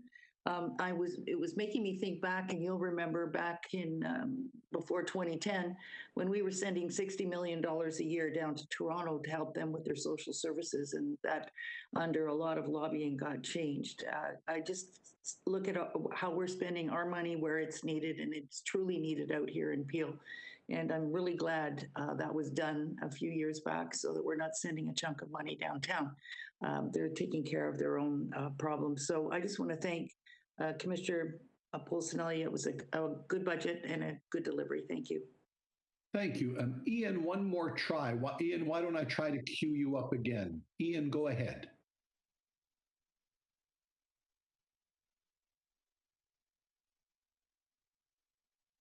And Ian, I'm sorry, we're getting nothing at all now. So with apologies, that exhausts my list for questioners with regards to the Commissioner of Health's presentation. So I'm going to move on now, with thanks to Nancy and Norman, the team, to our presentation 7.2 by Janice Sheehy, Commissioner of Human Services. Janice. Good morning, Chair. Thank you. Chair and members of Regional Council. I'm Janice Sheehy, Commissioner of Human Services, and with me today is Joya Fung, the Acting Finance Manager supporting our department. It's my pleasure to explain how our proposed 2022 budget recommendations contribute to a community for life. We have reviewed programs in all divisions as part of a continuing effort to ensure they are effective in making progress towards Council's stated priorities. We continue to maintain and deliver services to some of the most vulnerable people in our community, always striving to demonstrate empathy and compassion. Next slide, please. As previously communicated to Regional Council, the key funding impact in 2022 is in early years and childcare. Effective January 1st, 2021, the province downloaded a 50% cost share for administrative expenses. The $3.8 million impact from 2021 was deferred to 2022 and is now being proposed to be phased in over 4 years. In 2022, the administrative threshold will change from 10% to 5%. The impact is $3.3 million. This amount has been offset by the savings found through efficiencies and through a council-approved program delivery change. Also in 2022, Peel will receive $11.5 million of temporary federal funding invested in the early years and childcare workforce. And in 2023, the one-time funding will be $2.9 million with no net budget impact. Tied to the end of operating agreements for federal housing providers, funding will be decreased by $700,000 and the net impact is $400,000. Finally, the budget reflects no funding increases for inflation.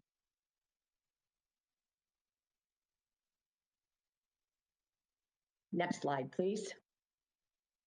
A line-by-line operating budget review resulted in $2.7 million of cost savings without impacting service levels.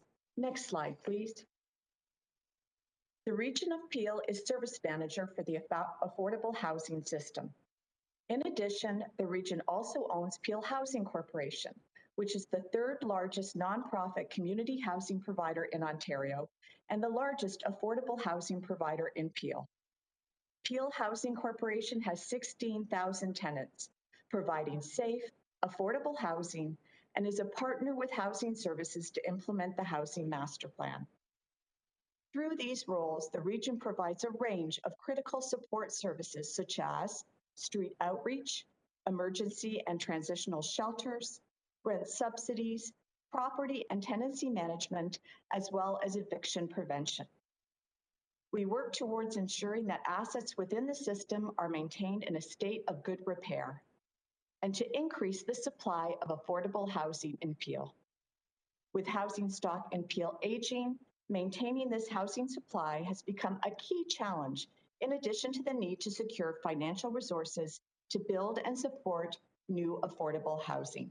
Next slide, please. As with most large urban centers across Canada and around the world, there is an affordable housing crisis in Peel. Current housing prices, both rental and ownership, are out of reach for 80% of households when using the standard of spending no more than 30% of household income on housing costs. With rapidly increasing pressures on housing affordability, there are more households requiring assistance. Next slide, please.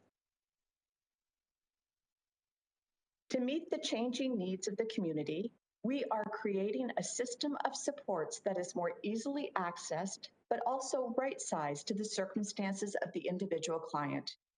This includes changing the administration of some of our subsidies to reach more people with urgent needs. In our advocacy to other levels of government, we make the case that mental health is a significant factor to whether a vulnerable person finds and keeps housing. We are also applying the lessons of the pandemic and bringing Ontario Health to the table to discuss improved access to health services for the homeless and precariously housed. To help increase affordable rental units, we are incenting others to build more stock and leveraging the existing private stock through programs such as our Second Units Renovation Assistance Program. We also continue advocating for the funding gap in the region's $1 billion plan for building affordable housing. Peel's affordable housing buildings are creating sustainable, complete communities that embrace a mix of incomes, are accessible, create community spaces, and are within proximity to public transit. Next slide, please. As described earlier, the complexity of Peel's affordable housing crisis calls for a diverse mix of solutions aimed at a variety of different client circumstances. The requested staff resources will support change leadership, service delivery transformation, enhanced contract management, issues tracking and analysis, staff training, and the implementation of innovative housing practices. We are requesting $300,000 for 3 regular complement positions to ensure key contract roles currently funded through temporary provincial funding are stabilized. The positions include a trainer, an issues coordinator to manage increasing council and client inquiries and concerns, and a housing specialist to implement the innovative programs from our council-approved private stock strategy. Next slide, please.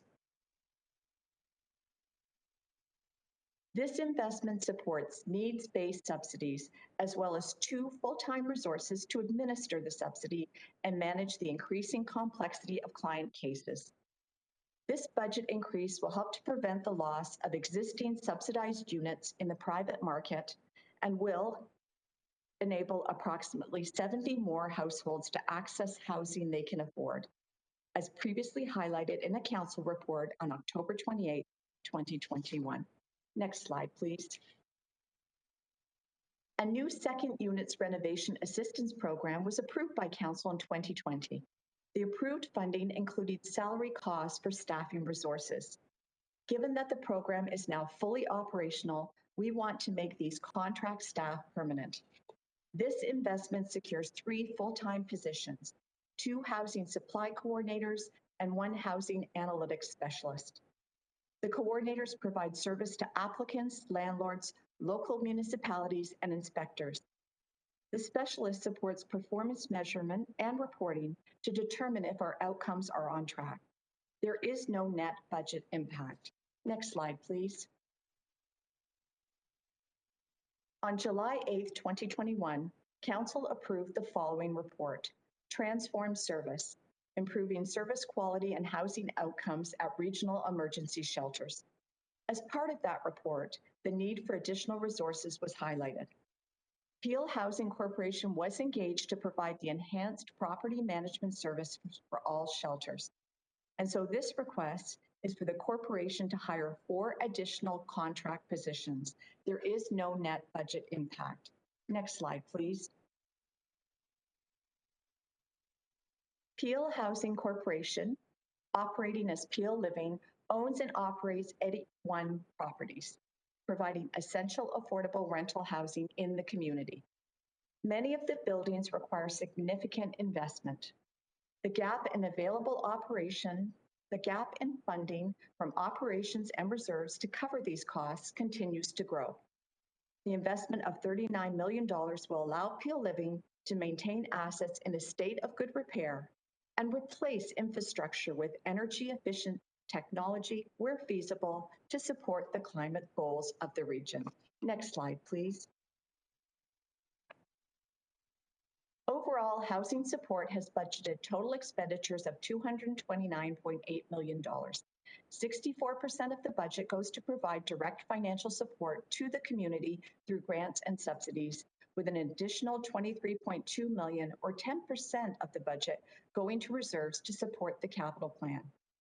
Even though this is a provincially mandated program, the province only provides 22% of the funding, leaving the region to fund the remaining costs. Next slide, please. The net annual resources required to fund the 2022 recommended levels of service for housing support are $141.9 million. Next slide, please. A capital budget of $121.6 million is proposed for state of good repair for Peel Housing Corporation, community housing providers, regionally owned housing and shelters, and continued investment in the council-approved housing master plan. Next slide, please. Overall, 58.4% of the budget is funded through the internal reserves, 20.3% through development charges, with the remaining 21.3% coming from debt and external funding. Next slide, please. This slide summarizes the overall 2022 housing support budget recommendation to Regional Council. One-time federal and provincial funding and expenses in 2021 for COVID-19 related activities have been removed from the 2022 budget. I'll now move to the income support service area. Next slide, please.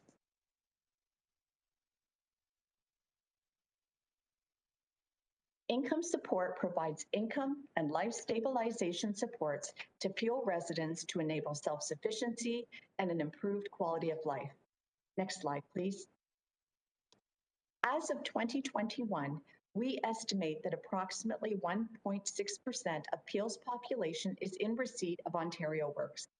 If we factor in Ontario Disability Support Program recipients, the percentage of the population on financial assistance rises to 3.7%. The trend in recent years has been towards declining caseloads. And in addition, in 2021, caseload numbers are historically low due to the provision of federal COVID recovery benefits. An increase in the Ontario Works caseload is anticipated as federal supports expire and the province recovers from the pandemic. This has prompted the ministry to plan for and reduce administrative burden and introduce new ways to support clients more efficiently. By doing so, municipalities will be able to focus more time and resources on case management and life stabilization activities. As noted on the slide, benefit costs for Ontario Works are 100% funded by the province. Next slide, please. In Peel, we are working with the province to transform the social assistance system through modernization initiatives. This includes using direct messaging to engage clients and implementing centralized intake. This streamlined application process makes it easier to apply for and receive social assistance. With the provincially mandated exit from employment services in Peel, we are implementing a life stabilization service delivery model. This uses a collaborative approach between internal and external partners. As part of this model, we work closely with the Employment Service System Manager, WCG, Employment Ontario, and the Ministry to help move clients towards employment readiness. Lastly, we have internally developed and implemented a dashboard reporting system to monitor our caseload and performance, giving us the ability to assess the progress being made towards our ministry targets and to identify emerging trends. Next slide, please. Overall, income support has budgeted total expenditures of $208.5 million. 74% of the operating budget is to provide direct financial support through subsidy payments to individuals and families. As a provincially mandated program, 87% is funded by the province and the remaining 13% is funded from the regional tax base. Next slide, please. The net annual resources required to maintain the same service level as 2021 for income support is $26.4 million. There are no new requests. Next slide, please. This slide summarizes the overall 2022 income support budget recommendation to Regional Council. All outlook years factor in inflation, which is funded through the tax base as there are no anticipated increases in provincial funding. I will now move to the Community Investment Service area. Next slide, please. Community investment provides funding to strengthen Peel's not-for-profit sector and collaborates with community partners to address the needs of vulnerable people. Initiatives delivered include the Peel Poverty Reduction Strategy, the Affordable Transit Program, the Community Investment Program, the Community Response Table, Peel Newcomer Strategy Group, and the Anti-Human Sex Trafficking Strategy. This division's work in supporting the viability of this sector has proven invaluable during COVID-19. A strong community agency sector ensured that community voices were heard. This helped direct supports to address gaps and obstacles created by the pandemic. Next slide, please. These figures highlight some of the existing needs and issues facing people in Peel. We know that the effects of the pandemic were experienced most acutely by those in the community who were already vulnerable. In one example of response, low-income residents have used community tax clinics to increase access to their available tax credits. This, of course, increases the resources they have to meet their needs. However, COVID-19 has strained resources for many organizations in the not-for-profit sector.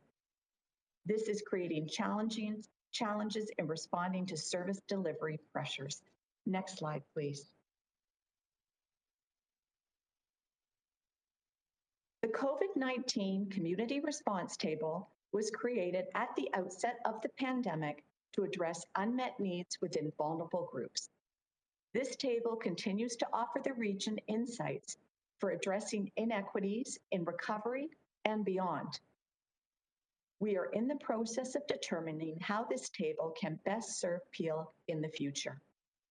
In addition, the Peel Poverty Reduction Committee, in partnership with the Tamarack Institute, has embarked on a research project focused on the newly vulnerable in order to adequately respond to this emerging population post-COVID-19. To better support Peel not-for-profits, we continue implementing and expanding the online granting system to standardize fund administration and provide real-time feedback. Community investment adapts in order to act on council direction, support regional priorities, and respond to evolving and urgent community needs. In doing so, we continue to ensure that the voices of residents with lived experience and the perspectives of our community partners inform our efforts. This input is essential to supporting vulnerable people, promoting equitable opportunity, and strengthening the nonprofit sector. Next slide, please. As highlighted, COVID-19 has had a disproportionate impact on Peel's most vulnerable populations. This has resulted in increased demand for funding from the not-for-profit sector. We expect these demands to continue post-pandemic. With this significant pressure on Peel's not-for-profits, the Community Investment Program is requesting an increase of $1 million and funding for an additional resource to deliver the existing and expanded program. It is important to note that despite the growing challenges facing our community, funding to this program has not been increased in over 5 years. Next slide, please.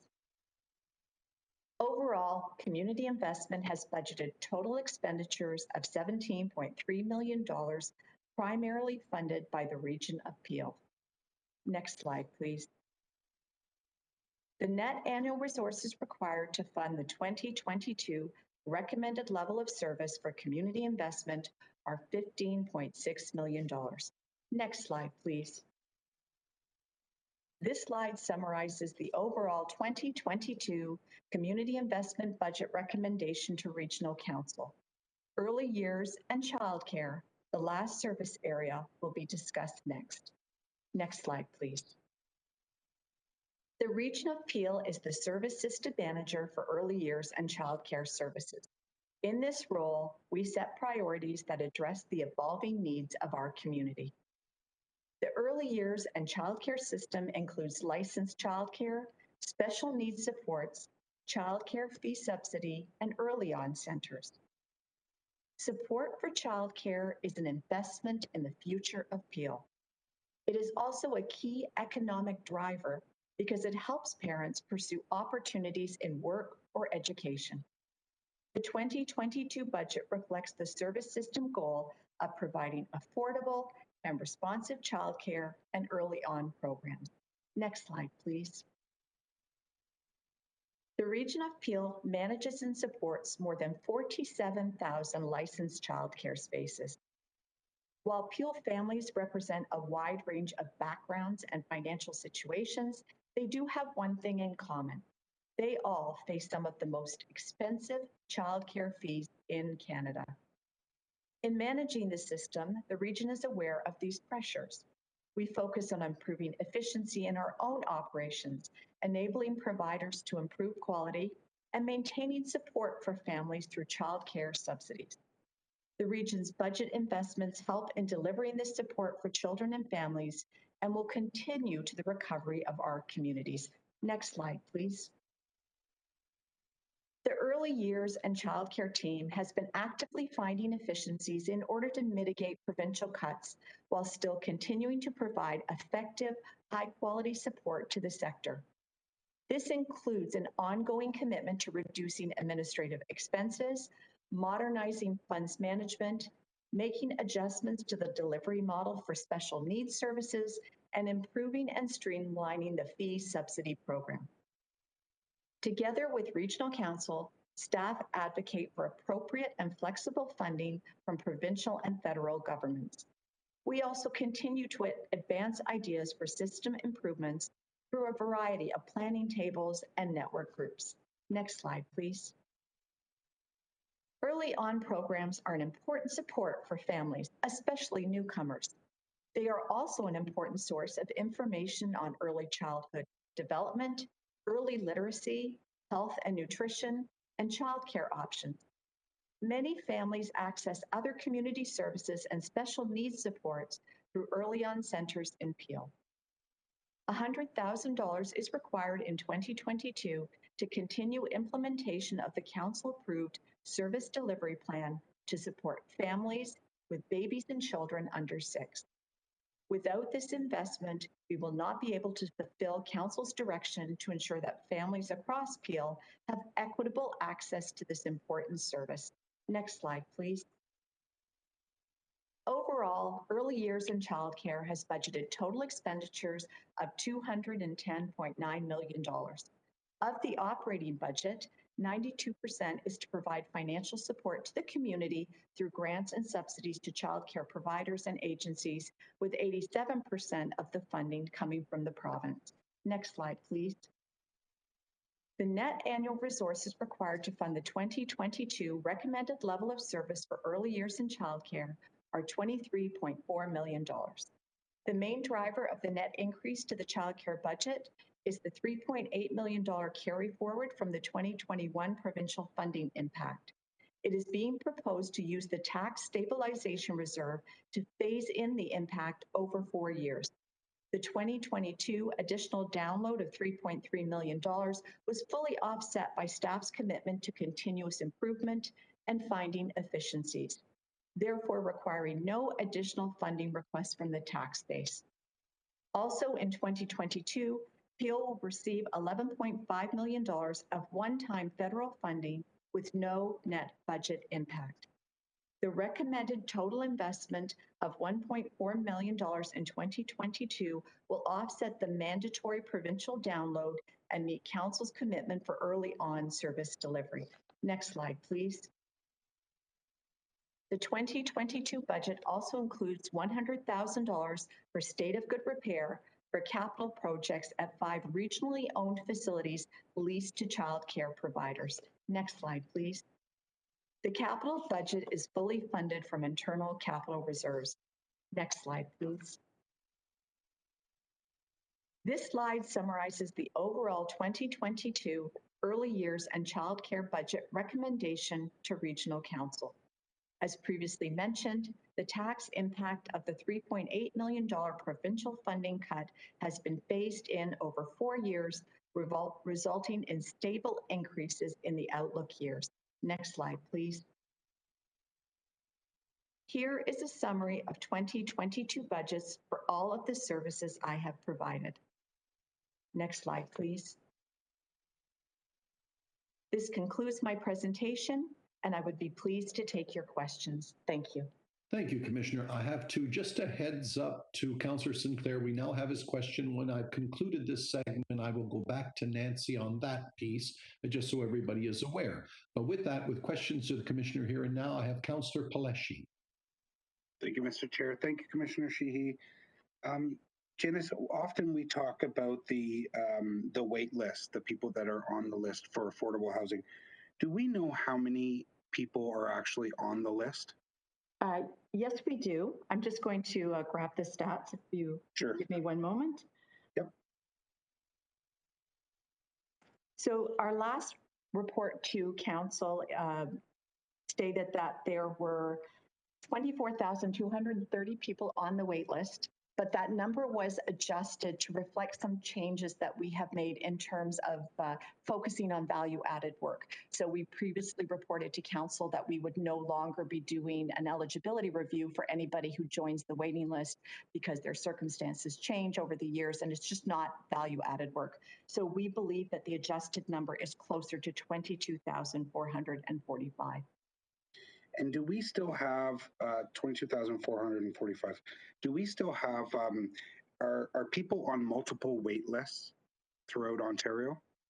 Yes, they are. Thank you for the question, Councillor Palleschi, and through the chair.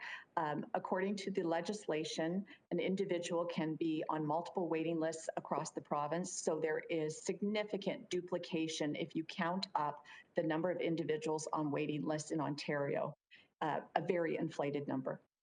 So of that 22,445, do we know how many people are on multiple waiting lists? We do not. We don't know that. Okay. No, we do, if this is helpful at all, we do know that about 30% of those individuals and households are from outside of Peel, but we don't know if there's duplication. We certainly suspect that there is a high degree of duplication. And 30% are from outside of Peel region? Correct. How many years have we been doing the second units renovation assistant program? Through the chair. So we brought that program out in, I believe it was 2020, and then we had to put it on pause because of the concerns about safety under COVID. And so we resurrected it again at the end of 2021. So we don't have a tremendous history with that program. Okay, so we don't even have a full year. And as of right now, what is the cap per household income that are eligible for the assistance program? For the second units program? Yes. I am just going to take a look, and I'm not sure that I have that with me, so I may have to follow up for you with that information. I'm just going to take a shot at this. I know that Aileen Baird is on the call. Aileen, do you happen to have that kind of information, or shall we just follow up? I thought it was 80,000. Aileen? I will have that number in the next 30 seconds. If you could just give me one moment, I will be right back. Okay. Thank you. For sure. So maybe I can stall. No, how much money is being allocated for the second units? How much was allocated in 2020, and how much are we allocating in 2021? So I'm just going to check my notes. If you could give me a moment. For sure.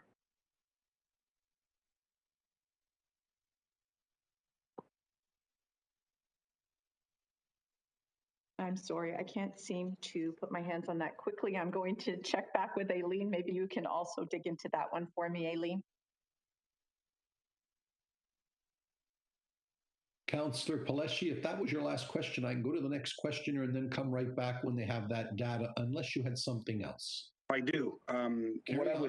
And what I'm kind of thinking, Mr. Chair, and thank you for that, is I'm looking at, I would like kind of like a good, better, best scenario in terms of if we were to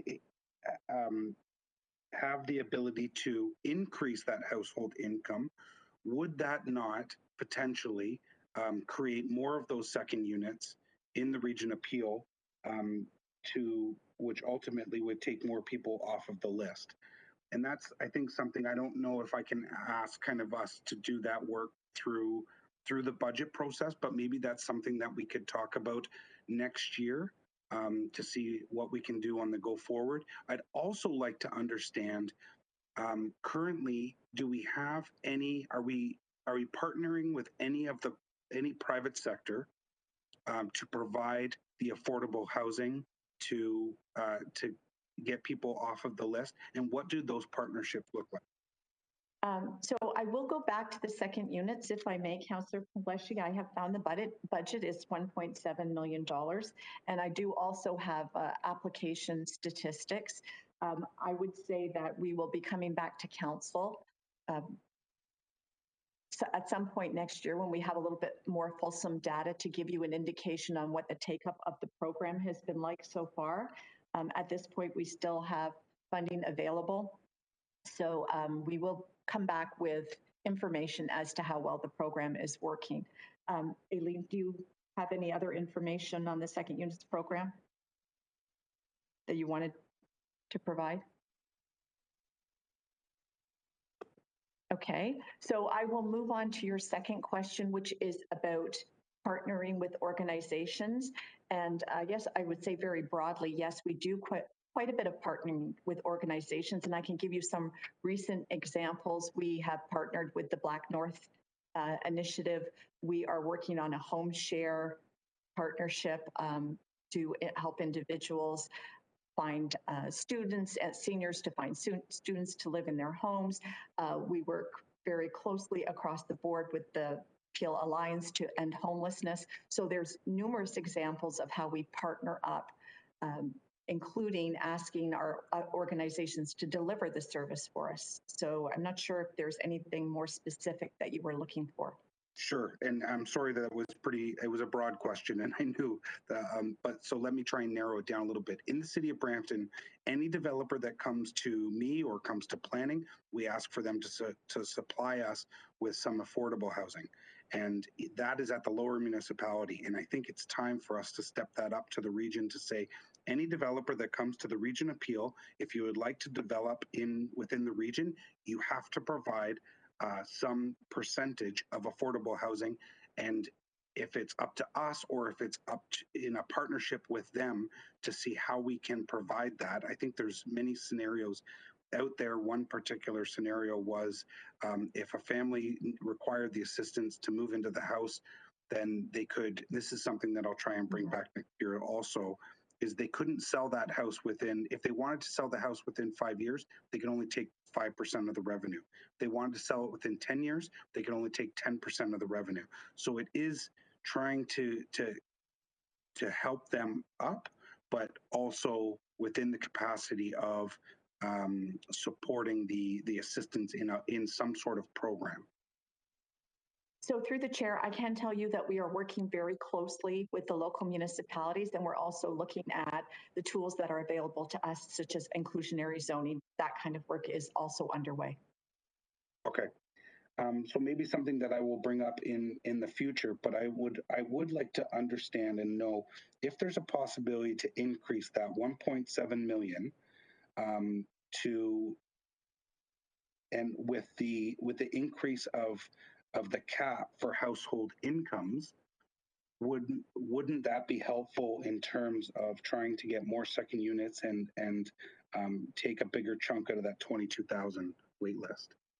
So it depends, of course, on the take-up of the program, and I do believe that we are not fully subscribed at this point, but we are processing applications, and we have been very pleased with the number of individuals that are applying.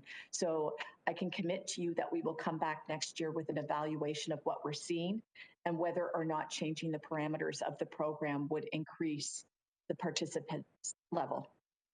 Okay. And was Eileen able to just provide the household income? If not, an email in the future would be fine. And I can jump into the discussion now. I apologize for the delay, Councillor Paleshi. So yes, households to qualify for the program cannot have an income of over $111,000, and the tenant who moves into the unit income threshold is $62,000. Now those are updated annually.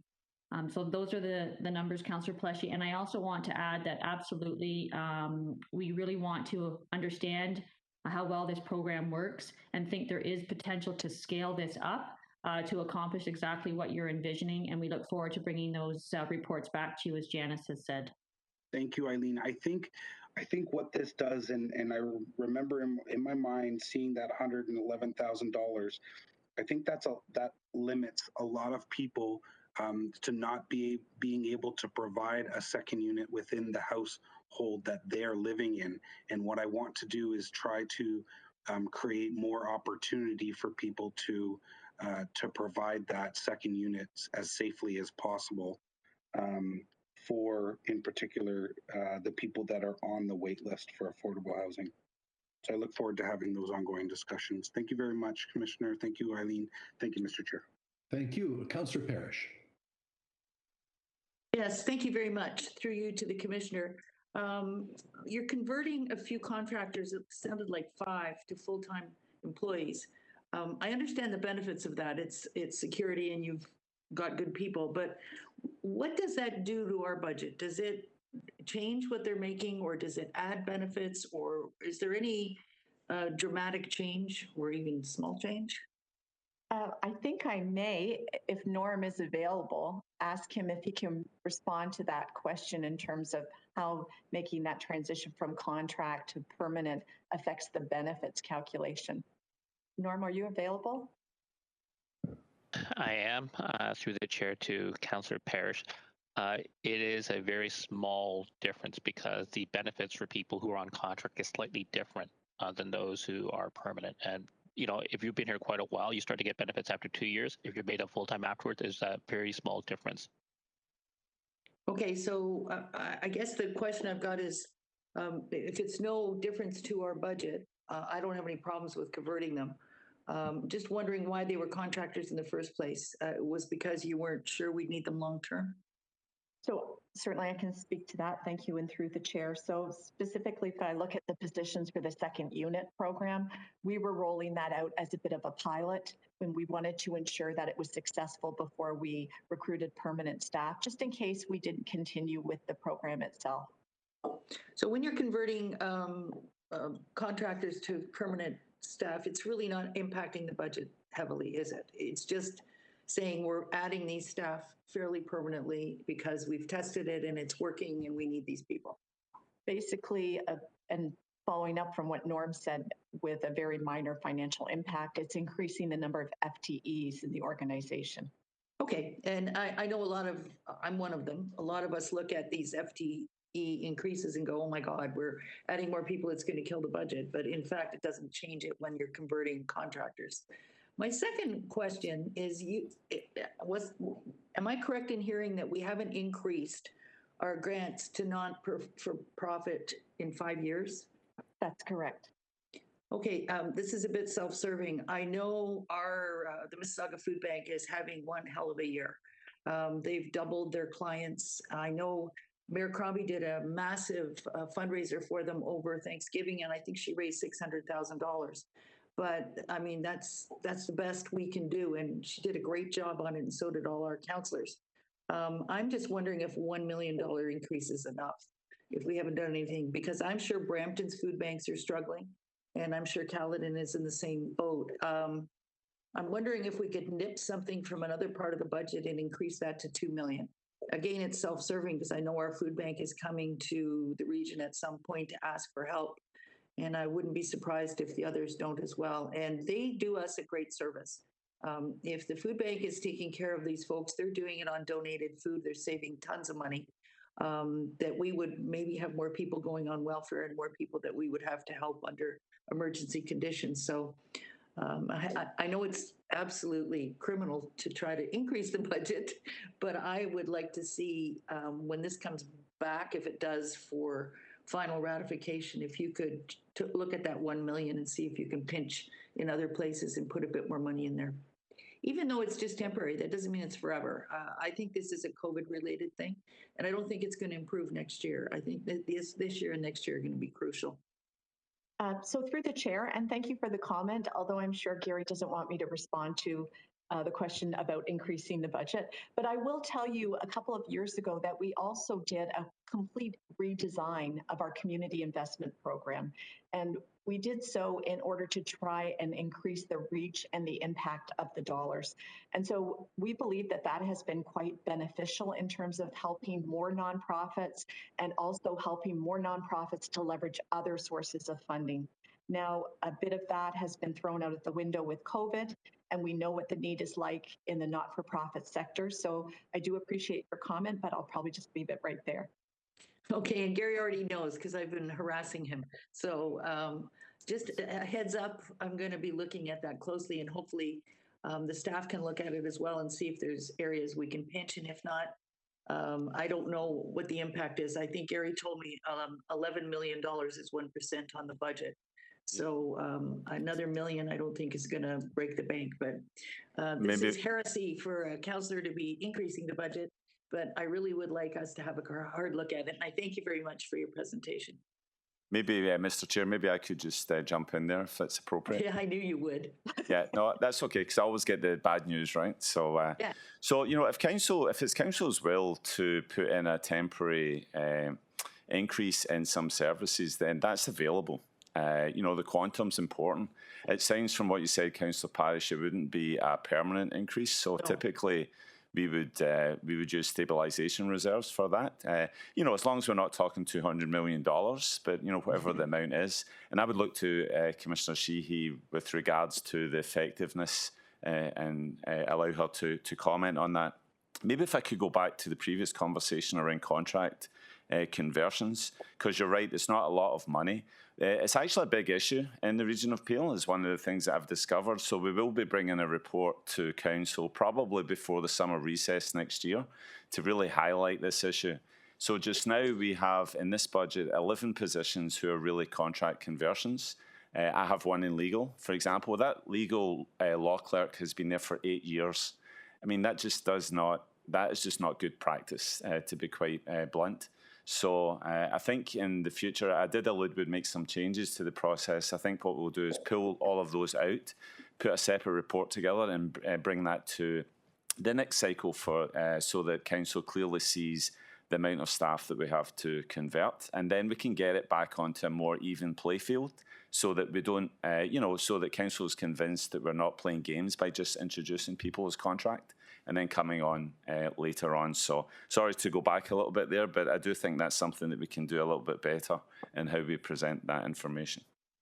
Well, so maybe we'll leave it with... I never suspect that you're playing games, but it does rise up in some people's minds that, okay, this is a contract position. It's just a way of kind of hiring somebody through the back door. So my understanding is contract positions are to test to see if you actually need that position full time. And then when you do that conversion, somebody who's a law clerk for that length of time obviously is necessary and an easy conversion. So thank you. I look forward to that report, Gary. Thank you. Thank you. Mayor Crombie. Yeah, so I've been looking closely at the budget as well.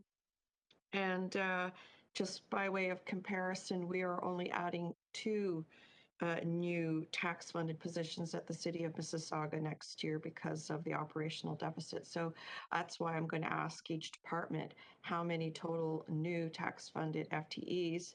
And I realized, Janice, that you just spoken with Councillor Parish on the conversion of a number of them from contract position. Is that all of them? And can you tell us again the exact numbers, please?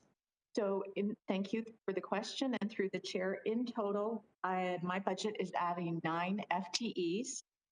Not all of them require funding because some of them are conversions. And we are also adding 4 contract positions in the Peel Housing Corporation to do property management for our shelters. But those are contracts.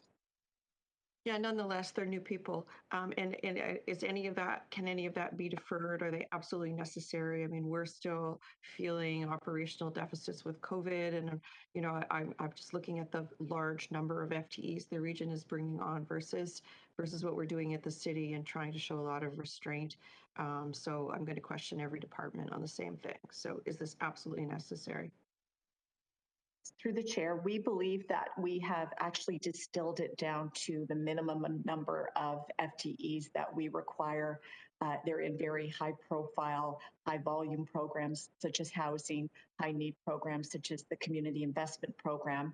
The 4 contract staff in PHC are to do property management in the shelters.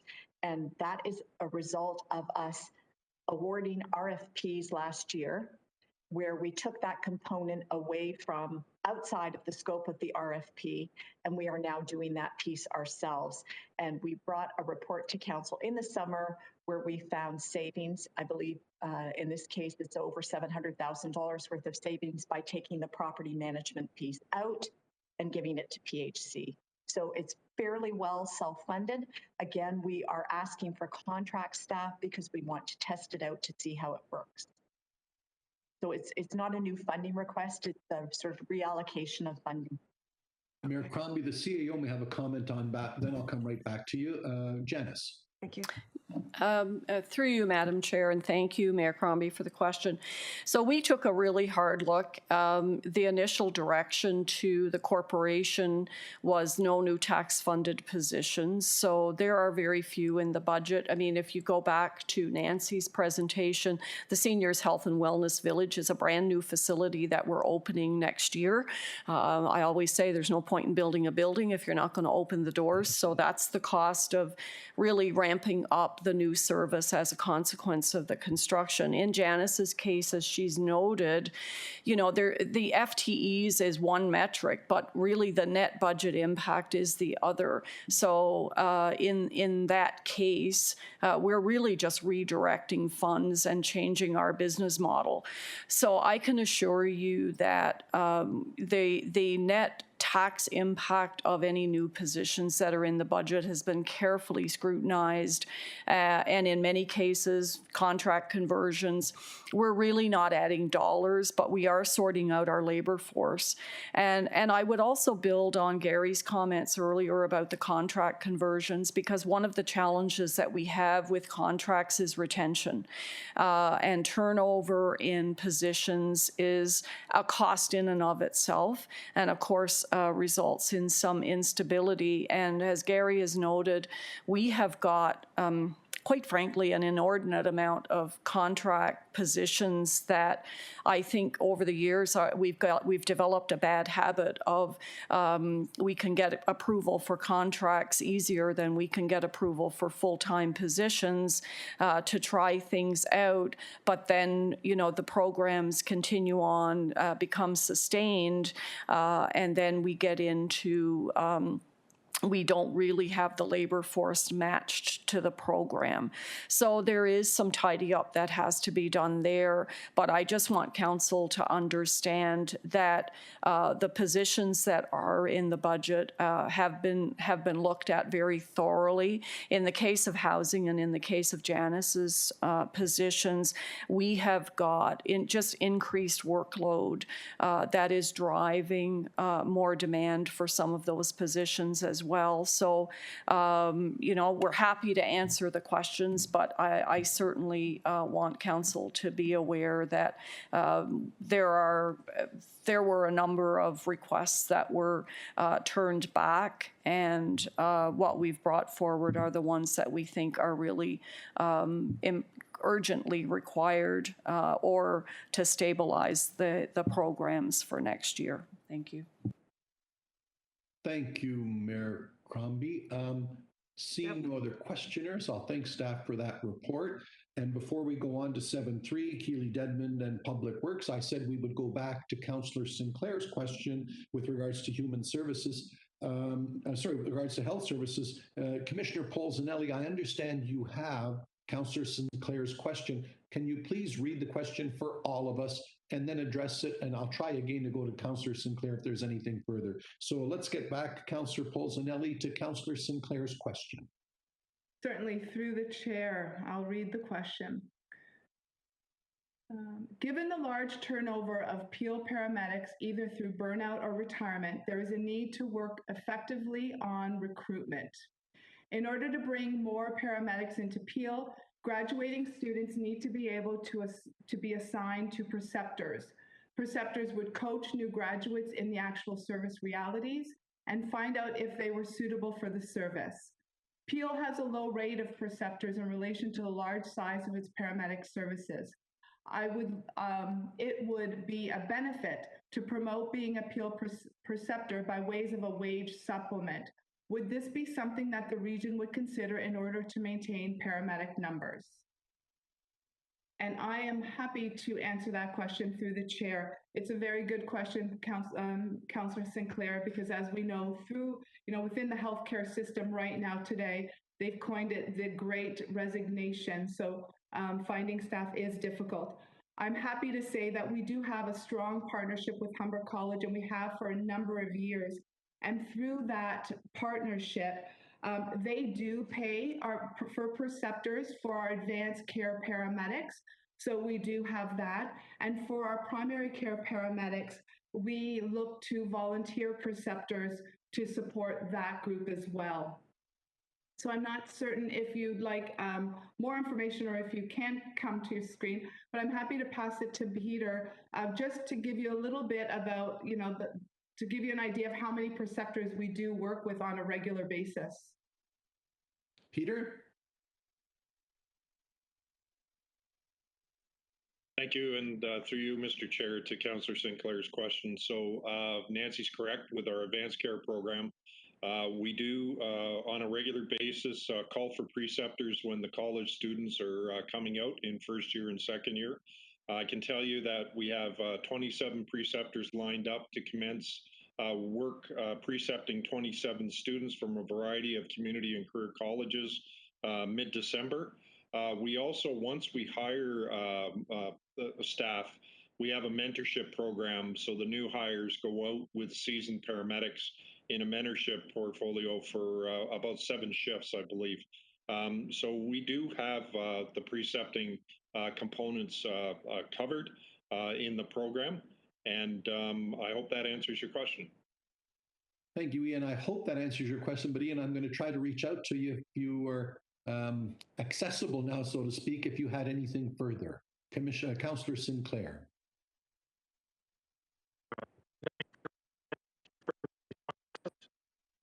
Yeah, I'm so sorry, Ian. I can barely hear you, Ian. I think you're saying okay, and very good. Okay, Ian, thank you. Anything else, you'll text us in accordingly, and we'll go from there. Thank you. Thank you to all. Okay, that brings us down to presentation 7374. Councillors, as always, just to sort of help you program your day, because I know you're incredibly busy. It is noon, and part of me says, might we take a break for lunch? But we only have 2 reports left. If they were to be 20, 30 minutes each, and I took them together, I get you out of here by 1. But if we're going to stop at 12:30 anyway, I would stop now. I'm tempted to go on just because I know how busy you are, unless you strongly feel otherwise and would want to grab a break now. And not hearing anybody feeling strongly that way, why don't we see if we can... Keep going. That's what I would have thought. If it really gets onerous, we can still take a break after the next one of 2. But I appreciate where you're coming from and where I'm trying to get you to. So with that, without further ado, presentation 7.3, Keely Dedman, Commissioner of Public Works. Keely. Thank you, Chair Unica, and good afternoon to you and members of council and guests. I'm so pleased to present the proposed budget for the 6 service areas in Public Works, which fit under the thriving and living pillars of the strategic plan. Joining me today is Arvind Moni, Manager of Public Works Finance. Next slide, please. Like all other areas of the region, Public Works has also been affected by the COVID-19 pandemic. We redeployed staff to support COVID response and mass vaccination, while at the same time continued to deliver critical services to the community. On that point, the 2022 budget includes $3 million for personal protective equipment and cleaning to protect the health and safety of both staff and residents. As well, the impact of Peel residents preparing and consuming more of their meals at home has increased the volume of organic waste at the curb. So to cover the increased costs for collection, processing, and disposal, $1 million has been included in the budget. That said, we do expect that both these costs will be temporary and they will not impact the tax levy. Next slide, please.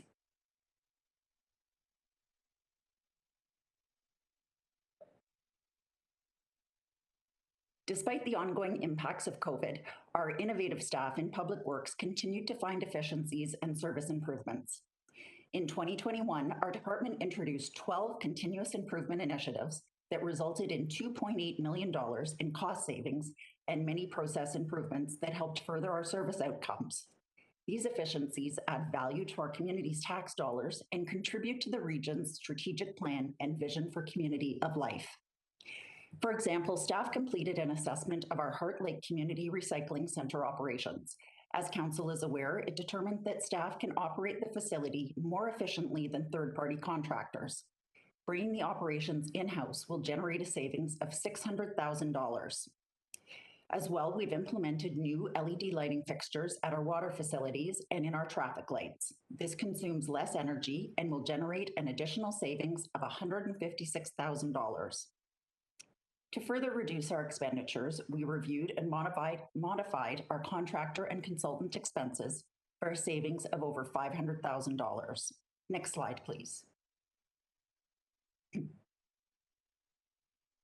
The first service area in Public Works to be presented today is water supply. Our main priority in this area is to provide safe drinking water to the community that meets or exceeds Ontario drinking water quality standards at all times. Next slide, please. Peel is responsible for the 4th largest water system in Canada. As the population grows, so does water demand and the need to expand system capacity. There's an average of 120 kilometers of new water mains added every year to the system, as well as over $40 million invested in new water treatment and pumping infrastructure annually. In addition to growth-related projects, the 2022 capital budget focuses on rehabilitation and maintenance needed to conform with new regulations and compliance requirements to keep our water supply safe and sustainable in the long term. Next slide, please. As you've seen in the presentation so far today, we highlight the ways in which we're adapting the service to provide the best value and meet community needs. In water, we continually review and align our capital plans to match growth projections so that construction occurs at the right time to support new development. Part of this review also includes collaboration with local municipalities and provincial organizations to coordinate and leverage planned work to minimize cost and disruption in the community. In addition, our construction methods continue to follow the changing provincial safety guidelines, ensuring that our community staff and contractors are protected. As recently shared with Council, we continue to develop a long-term utility financial plan that will help infrastructure investments will help balance infrastructure investments with revenue while ensuring stable and equitable rates for both current customers and future generations. We'll be reviewing the next steps on that initiative with Council in the spring. To achieve optimal life cycle for our infrastructure, we're using new methods to assess the condition of our water mains and have greatly improved our maintenance and repair techniques. This allows us to better maintain service reliability and manage risks. As well, we've recently implemented the digital work order project.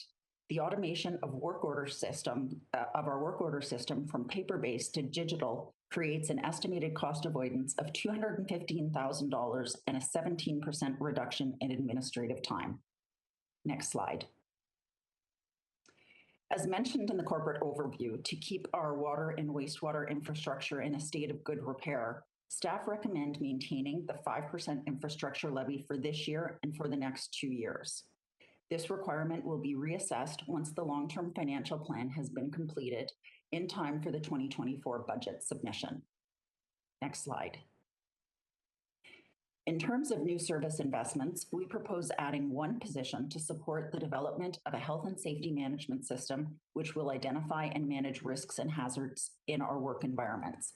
This position will have full capital recovery and therefore has no net operating impact.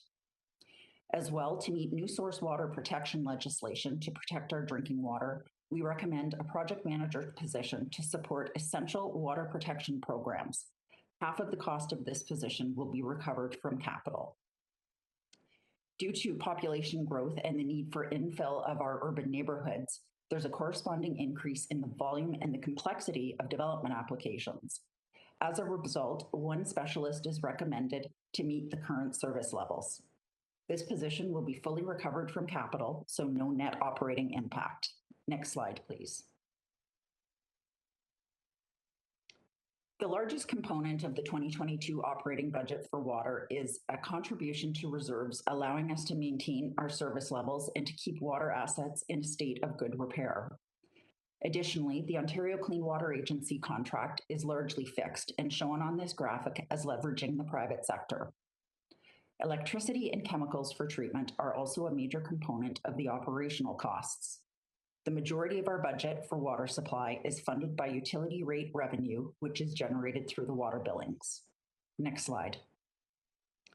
The net annual resources to fund the 2022 recommended levels of service for water supply is $278 million. As noted previously, the main driver to costs is the 5% increase to the reserve contribution, while the other larger items are mostly comprised of inflationary and contractual cost increases. Next slide. Now that I've spoken about the operating investment for water, we'll turn to the capital. The proposed 2022 capital investment for water is $223.5 million. This slide provides an overview of the largest capital investments for the next year, which really focuses on water main replacement, system improvements, and new infrastructure construction to meet growth. The capital program also supports community-based improvements such as adequate water pressure and emergency power systems at pumping stations to ensure the systems remain fully functional during power disruptions. Next slide, please. This slide shows that the majority of the 2022 capital requirements for water are funded through internal reserves, with the majority being for state of good repair. Next slide, please. This summarizes the overall 2022 water supply budget recommendation, which results in a 5.8% increase. As I said previously, the increase is driven primarily by the 5% infrastructure levy and inflation. Despite this increase, Peel water rates would still remain 32% lower than our neighboring communities, as noted earlier today by Norm Lum. Next slide, please. The second public works service area we'll cover today is wastewater, where our priority is to collect and treat wastewater 24/7 in a safe and environmentally responsible manner. In addition to collection and treatment, the environmental control and operations groups actively respond to spills and flooding and enforce our sewer use bylaw to prevent unauthorized discharges and to ensure the ongoing protection of Peel's environment. Next slide, please. We continue to expand the system to support growth with 265 kilometers of sewer and force mains added in the past year alone. This represents an 8% increase year over year, which drives the need for more maintenance and repairs as our system ages and grows. This in turn requires additional resources to effectively operate and maintain our system. Despite the increase in wastewater infrastructure, we continue to meet performance targets for system inspections and treatment plan outflow compliance. Next slide, please. Climate change has a significant impact on wastewater assets. Often our key infrastructure lies in river and flood-prone areas, which requires ongoing protection and enhancement. And we're managing these effects by using a system-wide and strategic approach and focusing our construction efforts where it's needed most. We're continuing to manage inflow and infiltration and are currently improving the areas with the most significant flood risk. As well, many of the expansion projects incorporate strategic work to better manage flows in the system. Similar to water, a key activity in wastewater is to continuously assess capital and operating impacts to meet growth projections, including the province's 2051 growth plan. Next slide, please. In order to maintain a state of good repair for our assets, we're recommending the 5% infrastructure levy for this year and for the next 2 years for wastewater as well. As discussed earlier, this requirement will be reassessed once the long-term financial sustainability plan has been completed. Next slide, please. In consultation with our municipal partners, we've developed new programs for residents to prepare them for potential flooding. As well, the inflow and infiltration strategy is guiding our work to improve the system and minimize incidents of basement flooding caused by sewer surcharging. Council has previously approved funding for a contract position to support the inflow and infiltration work. The 2022 budget reflects that contract becoming a regular full-time position to sustain the approved service levels. Next slide, please. This graphic shows that almost half of the 2022 operating budget for wastewater is comprised of reserve contributions, which ensures that we maintain our assets. The wastewater operating budget also covers key programs such as wastewater service repairs, assessing and prioritizing repairs to our wastewater system, enhancing and optimizing our treatment processes, and finding new and innovative ways to recover energy from wastewater. The majority of the operating budget is funded by utility rate revenue generated from billings. Next slide, please. The net budget required to fund the 2022 recommended levels of service for wastewater operations is $181.5 million. Next slide, please. This slide highlights some of the large capital initiatives for wastewater. Many of the capital projects in 2022 will support growth through the region or help our system adapt to climate change. There's a $251 million allocated next year to introduce odor control improvements, capacity restoration, and a new plant number 1 at the GE Booth wastewater treatment plant. This is time-sensitive work that will improve future conditions in the community. The wastewater capital plan also includes funding for local collection system repairs that will improve reliability in neighborhoods across Peel. Next slide, please. This slide shows that the majority, 57% in fact, of the 2022 capital plan for wastewater is funded through development charges, with 40% funded through our reserves. Next slide, please. This table summarizes the overall 2022 wastewater budget recommendation. The proposed budget results in a 5.8% increase for 2022, and similar to water, the outlook years include inflation along with the 5% infrastructure levy to 2025. Next slide, please. Next, we'll focus on the waste management budget. Peel collects, processes, and disposes of waste and recyclables from curbside and multi-residential households, business improvement areas, and municipal facilities. We also operate 6 community recycling centers that provide the public with easily accessible waste disposal options. Peel's residential waste is handled in a reliable, cost-effective, and environmentally responsible manner, while we manage a number of challenges, including population growth, changing provincial and federal policy requirements, and the impacts of COVID-19. Next slide, please. Peel manages over 570,000 tons of waste and recyclables from 462,000 households.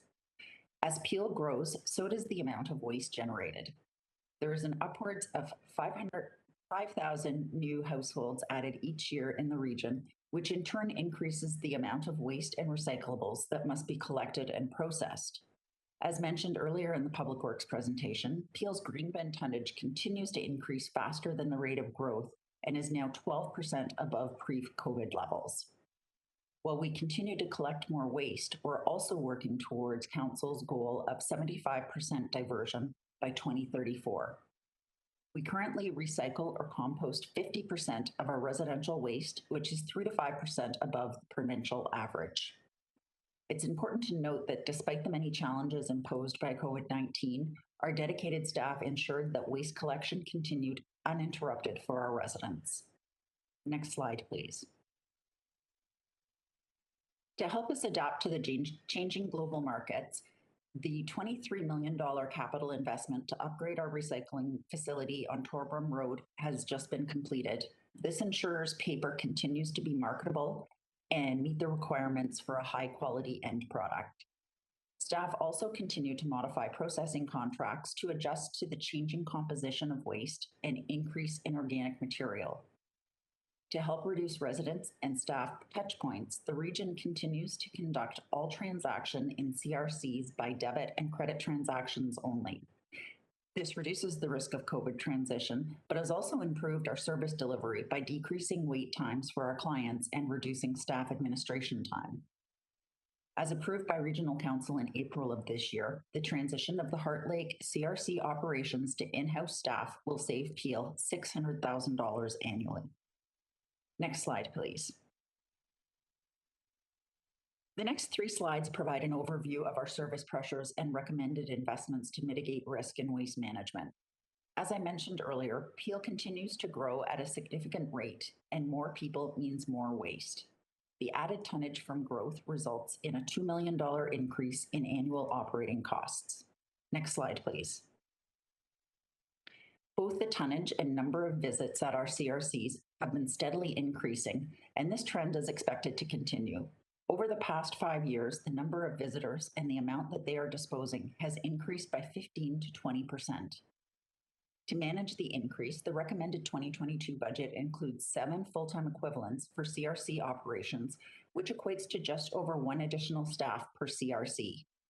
2 are contract conversions and 5 are new positions, with a financial impact of $425,000 to the 2022 operating budget. I would also add that all of these positions are currently in place with contract staff. These positions are a combination of full and part-time staff and will provide the staffing needed to support operations, to ease the recruitment burden on leaders, and to decrease overtime costs. Next slide, please. To ensure compliance with provincial asset management legislation and ensure the waste assets remain in a state of good repair, the recommended budget includes an advisor for asset management. This position is funded from capital with no operating impact. Also recommended is a contract conversion to a permanent position for an advisor priority projects. The advisor manages critical initiatives such as business continuity, emergency response, and health and safety, and contributes to ongoing corporate projects. The contract position's already fully funded, so there's no operating impact for this conversion. The proposed 2022 budget also includes $2.8 million to optimize several digital platforms, such as the resident issue reporting tool. This will also form part of the digital roadmap to guide future investments in digital technologies for waste management. These projects will improve both customer service experience and operational service capabilities. Next slide, please. As you can see here, a significant portion of the 2022 waste management operating budget consists of contract costs for external vendors that collect waste, that manage our primary processing facility, and haul and dispose garbage in landfill. A portion of the costs are funded through user fees and external funding, but the majority of the costs are still tax funded. Next slide, please. This slide summarizes the 2022 budget submission for waste management. The primary drivers for the budget are inflationary increases and growth in tonnage. The increases are offset in part by cost savings that I highlighted earlier, as well as incremental revenue from producers for recovered recyclables.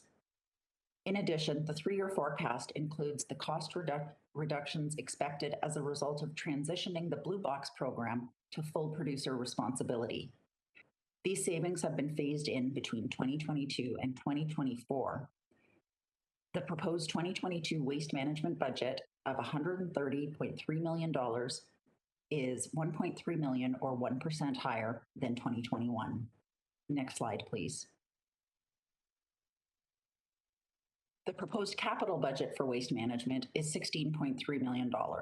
This investment allows for the maintenance of waste facilities, purchase of new carts, capital expenditures required to monitor and maintain the closed landfill sites, and as I mentioned previously, the investment in a waste management digital service platform.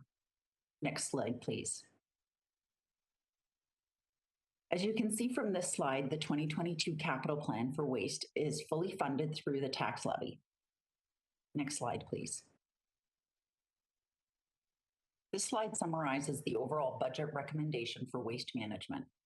It includes a net operating budget increase of 1% and a capital investment of $16.3 million.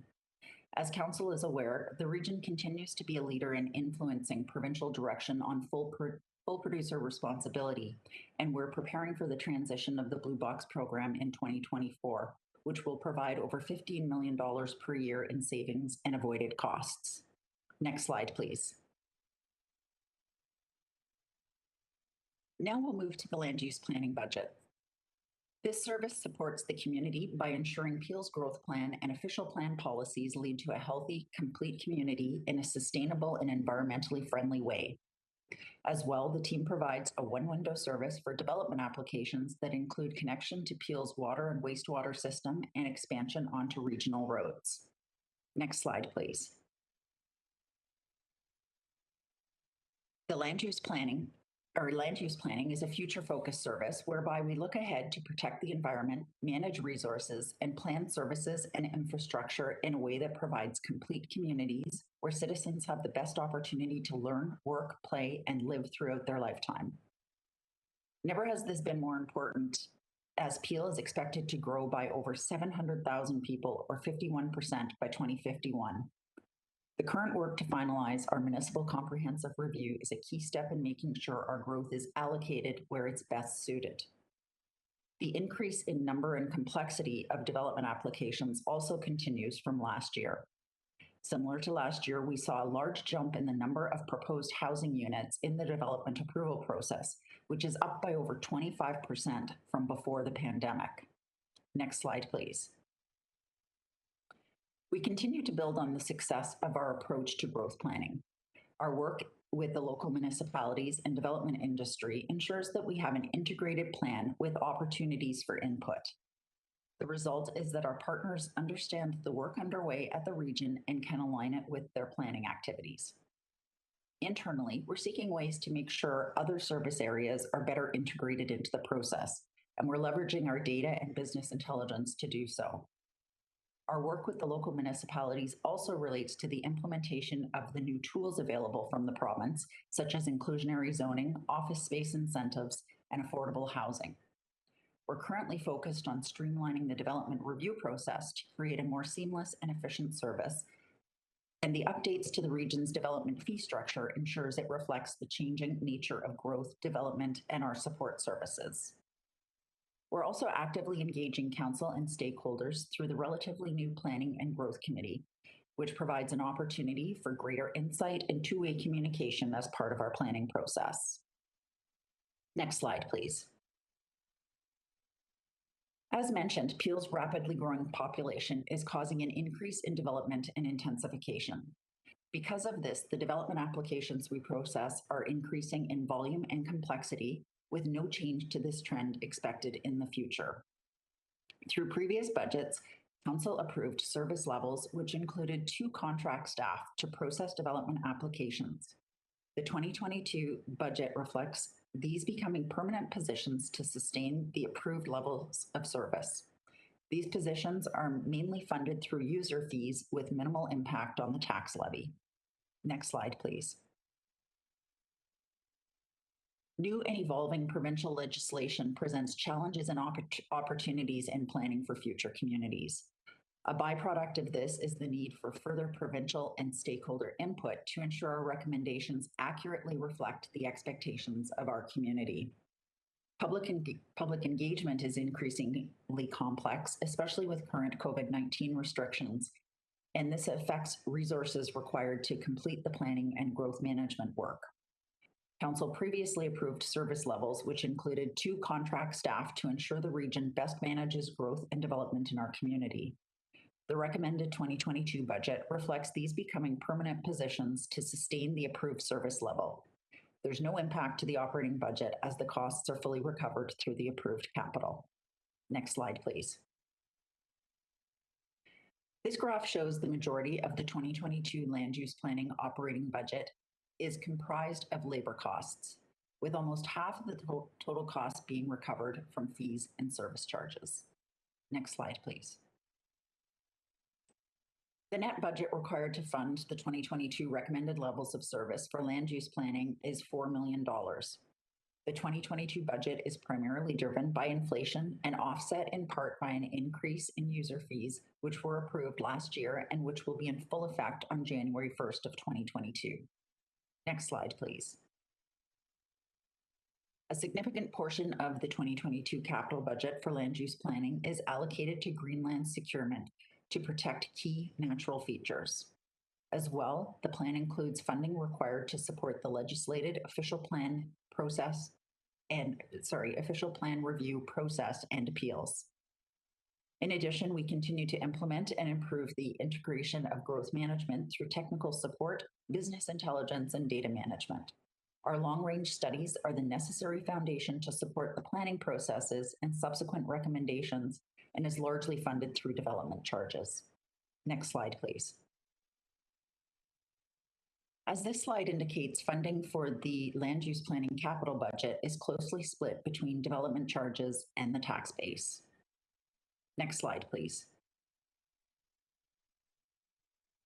This chart summarizes the overall 2022 capital land use planning budget recommendation. Along with inflation, the annual increases over the next 3 years includes incremental resource requirements to meet increasing service demands. Next slide, please. Next up for Public Works is roads and transportation. This service provides, operates, and maintains a multimodal network that supports the traveling public and the economy in Peel. We prioritize the delivery of programs and services that implement our vision of living in a community where the built environment promotes healthy living. We focus on improvements that support shifts to sustainable transportation as effective travel modes, as well as adapting our infrastructure for the impacts of climate change. We continue to actively work on managing growth and traffic congestion while improving safety through Vision Zero and automated enforcement programs. Next slide, please. We own and maintain a diverse collection of assets, including roads, bridges, trees, stormwater, and active transportation infrastructure. These assets work together to provide a sustainable transportation network.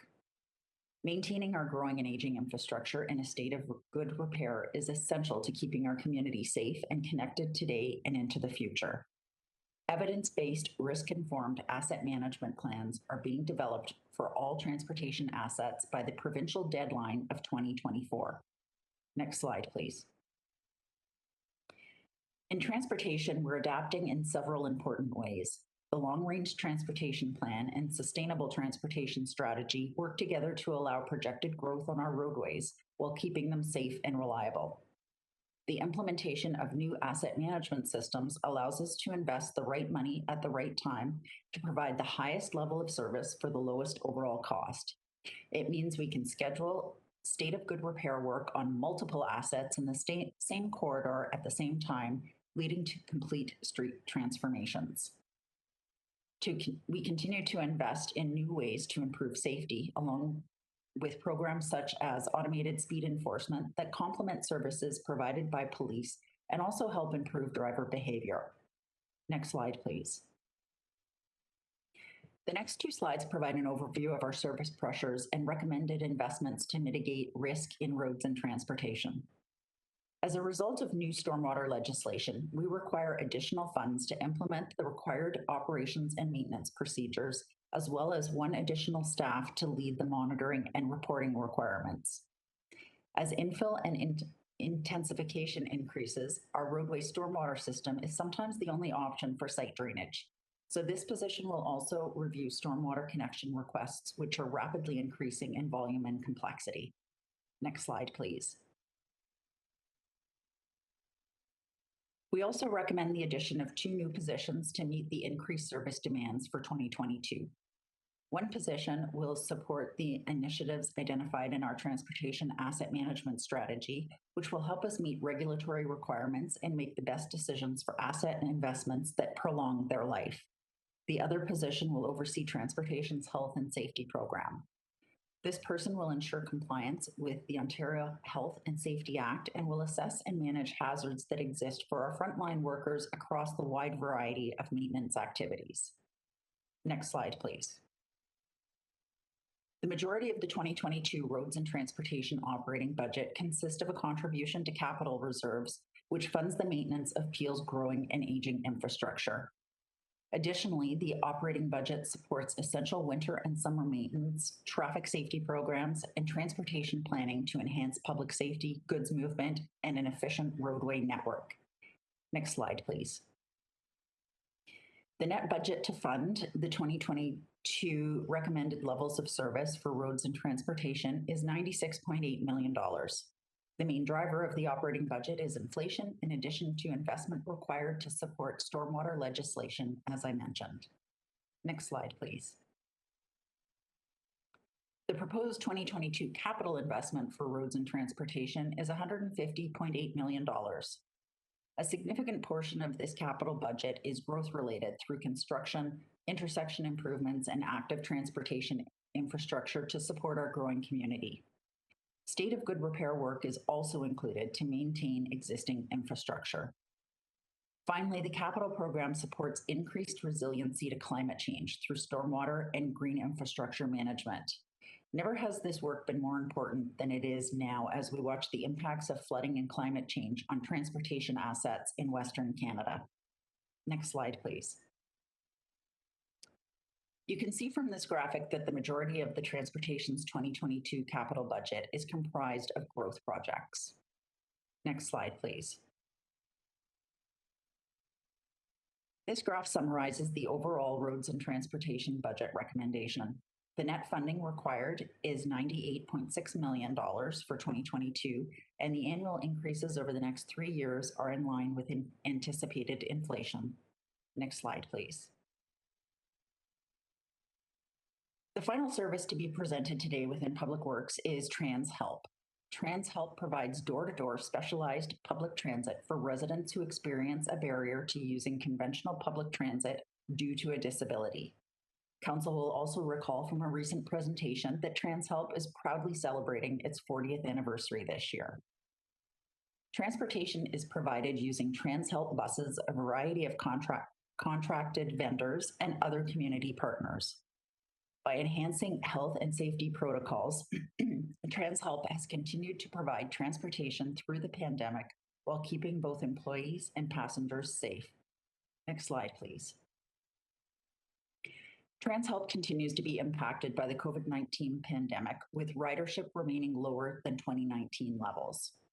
At the onset of the pandemic, trip volumes dropped 80%, but demand has slowly been increasing since June of this year, and trip volumes are now down 60% from pre-pandemic levels. Despite COVID's impact on service, it's expected that demand will continue to increase due to the growing and aging population, just at a slower rate than anticipated pre-COVID. However, given the uncertainty around trip volumes returning to prior levels, the 2022 budget submission reflects a decrease in overall trips.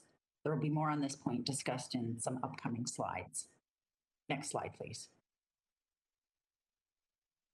As mentioned, TransHelp has been directly involved in the region's COVID response. The dedicated team helps residents with transportation barriers get to their vaccine appointments and transported residents suspected or confirmed of having COVID-19 to testing and isolation centers. TransHelp also continues to implement technology that improves the passenger experience. In 2021, we launched online booking, which allows passengers to book trips anytime from any device and is helping reduce the number of calls to our call center. We also introduced virtual eligibility assessments for the convenience of residents while eliminating the need for costly in-person assessments. Next year, we're working to upgrade our current scheduling software to allow for more efficient trip planning, to reduce the number of no-shows, and to provide real-time trip notification to passengers. Next slide, please. The proposed 2022 budget includes a reduction of 37,000 trips to reflect the slower rate of growth I mentioned earlier and the uncertainty around when trip volumes will return to pre-pandemic levels. Staff will continue assessing demand and reflect any required adjustment in future budget submissions. Please be assured that this budget adjustment does not pose any service risk to our passengers. Eligible residents who require TransHelp will continue to receive transportation as needed. Next slide, please. The TransHelp service is managed with a mix of private vendors and regionally owned buses. 70% of the services are delivered by third-party contractors, and that accounts for 43% of the overall budget. The 2022 TransHelp operating budget is reflective of this service delivery model. Next slide, please. The net annual resources to fund the 2022 recommended levels of service for TransHelp is $27.3 million. The increase is due to inflationary pressures, but is fully offset by the reduction in budgeted trips. Next slide, please. The proposed 2022 capital budget for TransHelp is $4.1 million, with the largest investment being the automated fare payment system known as Presto. The 2022 plan also includes a pilot for electric vehicles and our accessible transportation master plan, which is focused on modernizing the program and enhancing the passenger experience. Next slide, please. As I indicated on this slide, the majority of the 2022 capital requirements for TransHelp are funded by the tax levy. But wherever possible, we do continue to seek external funding sources for this service. Next slide, please. This chart summarizes the overall 2022 TransHelp budget recommendations. The annual increases over the next 3 years are in line with inflation and modest trip growth. We'll continue to monitor trip volume as the community recovers from COVID and update any future budgets as required. Next slide, please. I've now covered all 6 service areas in Public Works, and this slide summarizes the 2021 budget proposal. Despite COVID's impact, our innovative staff have continued to find efficiencies and deliver quality service without adding any significant incremental costs. Overall, these recommendations include only what is required to continue to serve the community in 2022 while also preparing for the future. Next slide, please. And now, together with the Public Works leadership team, I'd be very pleased to respond to any questions. Thank you. Commissioner, thank you very much. I'm looking through the dais and I think we're good. Thank you very much for that presentation. That brings me to our final presentation from the commissioners, presentation 7.4 from Sean Baird, Commissioner of Service Excellence and Innovation. Sean. Good afternoon, Regional Council. I'm Sean Baird and I'm the Commissioner of Service Excellence and Innovation. With me today is Heidi Bischoff, Business and Financial Planning Manager who supports enterprise programs and services within the region. I'm pleased to present to you the EPS budget, which represents all internal services, as well as heritage, arts, and culture. Next slide, please. First, I'd like to speak about temporary pressures on the 2022 EPS budget from COVID-19. As you heard already from Norm in the earlier presentation, there will be a reduction of $7.1 million in payments in lieu of taxes revenue from the Greater Toronto Airports Authority. As well, $500,000 in temporary incremental costs have been included in the budget for staffing and third-party resources to secure personal protective equipment. There will be no net impact to the budget as these costs will be funded with provincial COVID funding and rate stabilization reserves. Next slide, please. Cost containment is embedded in the business practices of the Region of Peel. This slide highlights the efficiencies captured in 2021, which help us improve service and save in the 2022 budget. A thoughtful review of budgets has resulted in a cost reduction of $1.6 million by tightening up our approaches with no impacts on service levels. There were also 14 continuous improvement initiatives in 2021, resulting in $29,000 in cost savings and $770,000 in cost avoidance. Examples of these initiatives include First, an estimated cost avoidance of $415,000 in staff time saved from multiple positions across the organization in developing, reviewing, and updating council and committee reports.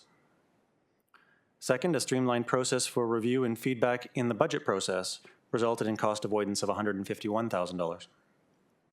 And third, streamlining our purchasing card smart form has resulted in both minor cost savings across the region and a cost avoidance of $151,000, primarily for time saved through reduced work effort of cardholders, approvers, and coordinators across the region.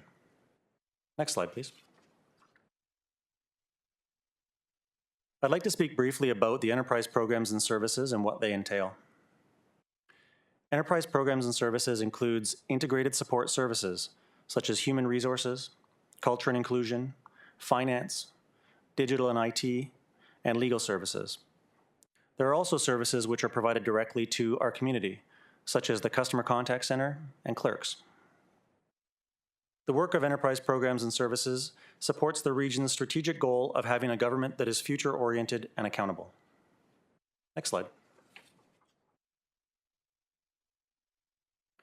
This slide gives an overview of the accomplishments of the Region of Peel during 2021. As a result of our Enterprise Asset Management Program, 76% of the region's assets, worth $32 billion, are rated as good or very good. As well, 77% of Peel residents surveyed have expressed a positive perception of value for tax dollars. The Region of Peel is one of only 12 Canadian municipalities with a AAA credit rating. This is the highest rating a municipality or regional government can achieve. Council can be very proud in its leadership as the Region of Peel has received the AAA credit rating now for 26 years in a row. I'd also like to point out the growth of the region's open data portal in 2021, which continued to see an increase in the number of users, up 230%, and downloads up 85% from January to September as compared to the same period of last year. Council may also recall, in 2019, the Region of Peel earned the Excellence Canada Platinum Accreditation, which recognizes outstanding achievements in organization-wide systems of management and public service delivery. Next slide, please.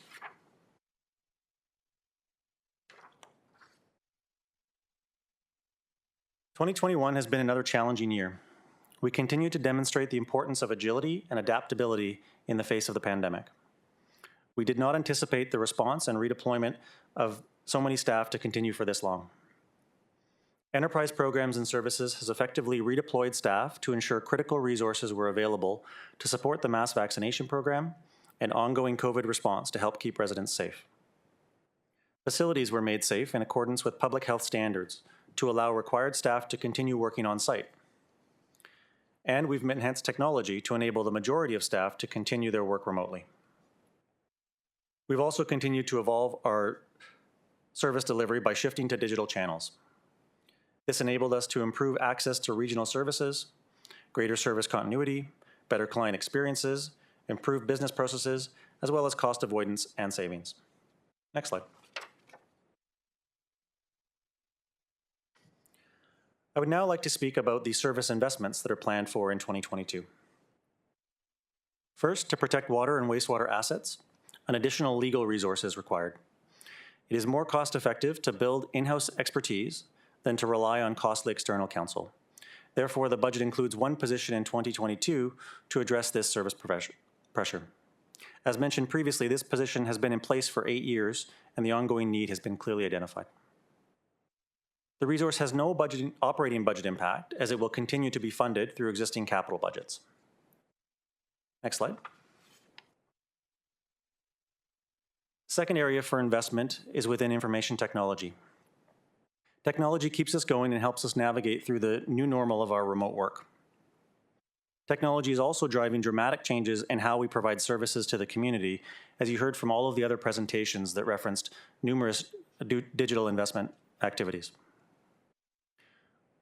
We're shifting contract staff to permanent to create ongoing in-house expertise, and we will be investing in security measures to ensure we operate safely, protect information, and ensure our mobile workforce is enabled.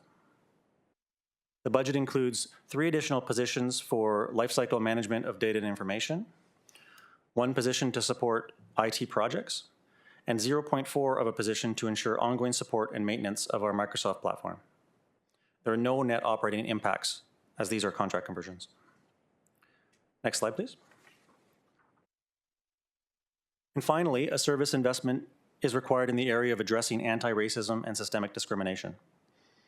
Regional Council adopted several resolutions in 2020 mandating serious investment and commitment of resources to make sure that anti-racism work gets done right.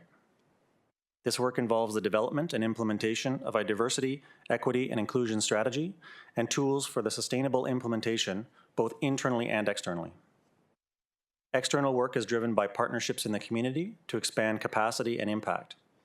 Internal work is driven by workforce-related initiatives focused on creating an inclusive and respectful workplace, career advancement, education, recruitment, and employee engagement. To support this, the budget includes 4 additional positions: 1 additional position for leading program initiatives, and 3 positions within human resources. Next slide. Only 18% of the enterprise program and services operating budget is funded directly from property tax. The majority of funding comes from user fees and recoveries from other regional services, including many that receive provincial funding. Next slide.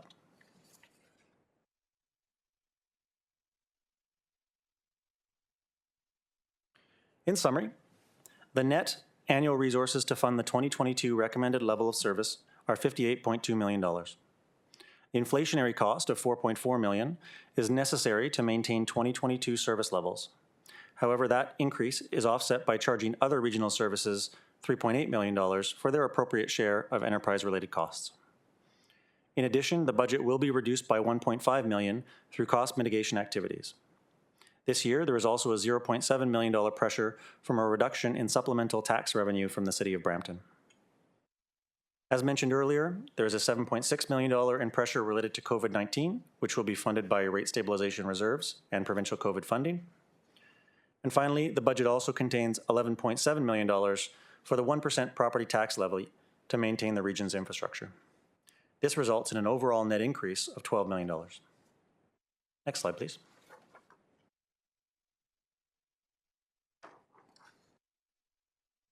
The proposed capital budget for 2022 is $31.7 million. We plan to upgrade our buildings to ensure maximum energy performance, operational savings, and greenhouse gas reductions. Retrofitting the affordable housing facility at Weavers Hill HVAC systems with low carbon technologies and switching to cleaner energy sources will result in a reduction of 1,000 tons of GHG emissions per year and will help us get closer to meeting Peel's emissions reduction target. The region plans to retire outdated legacy technologies and remain current in a sustainable manner going forward. We will also be implementing the roadmap for advancing the digital strategy that was identified in the report to Council on October 14th. We will also be renovating Suite A at 10 Peel Centre Drive, as many of its operating systems are at end of life and no longer comply with the current building code. Next slide, please.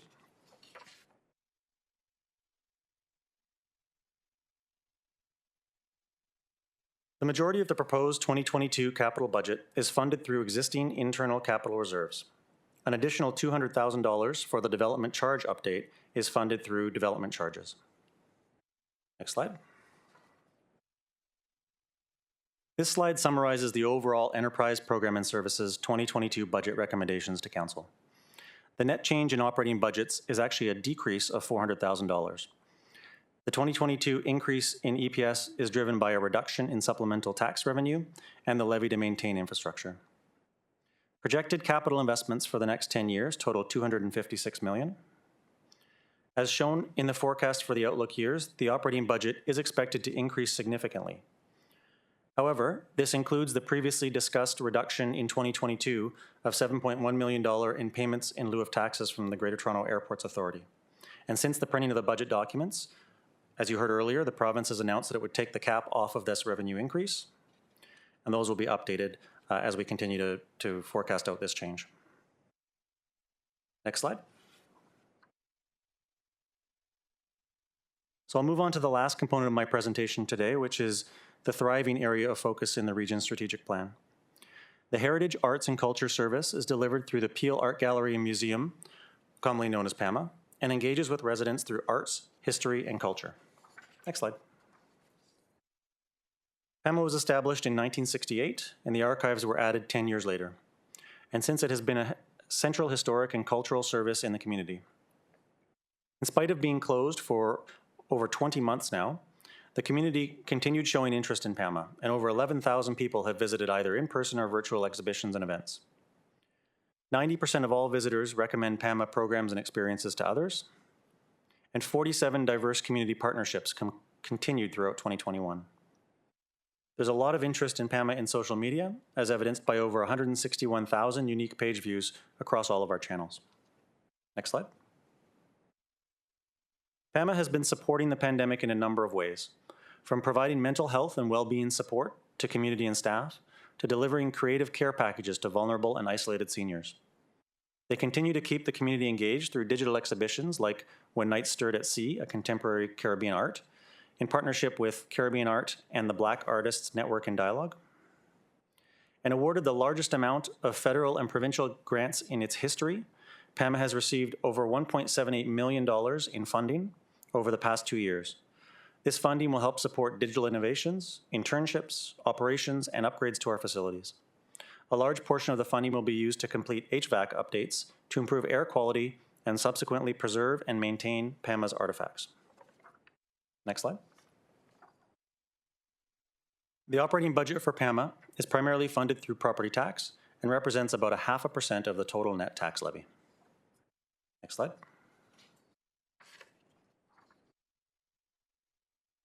The net resources to support the 2022 levels of service are $5.6 million. No new requests are being made. The increase represents inflation, and this has been offset by $96,000 in savings from the ongoing review of budgets. Next slide.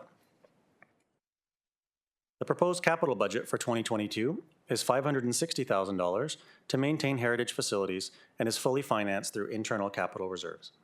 Next slide. This slide summarizes the overall PAMA 2022 budget recommendation to Council. The 3-year outlook reflects the resources required to maintain service levels. Next slide. This slide summarizes the 2022 net operating and capital budgets for enterprise programs and services, as well as heritage, arts, and culture as just presented. Next slide. That concludes my presentation. I'd be happy to answer any questions. Thank you. Keith, thank you very much. Yes, questioners, Councillor Parrish. Thank you. Through you, Chair. You mentioned a reduction in the PILTs. I just need a quick explanation because the PILTs are based, it takes 2 years for the impact to be felt because they're always 2 years delayed, particularly from Pearson Airport.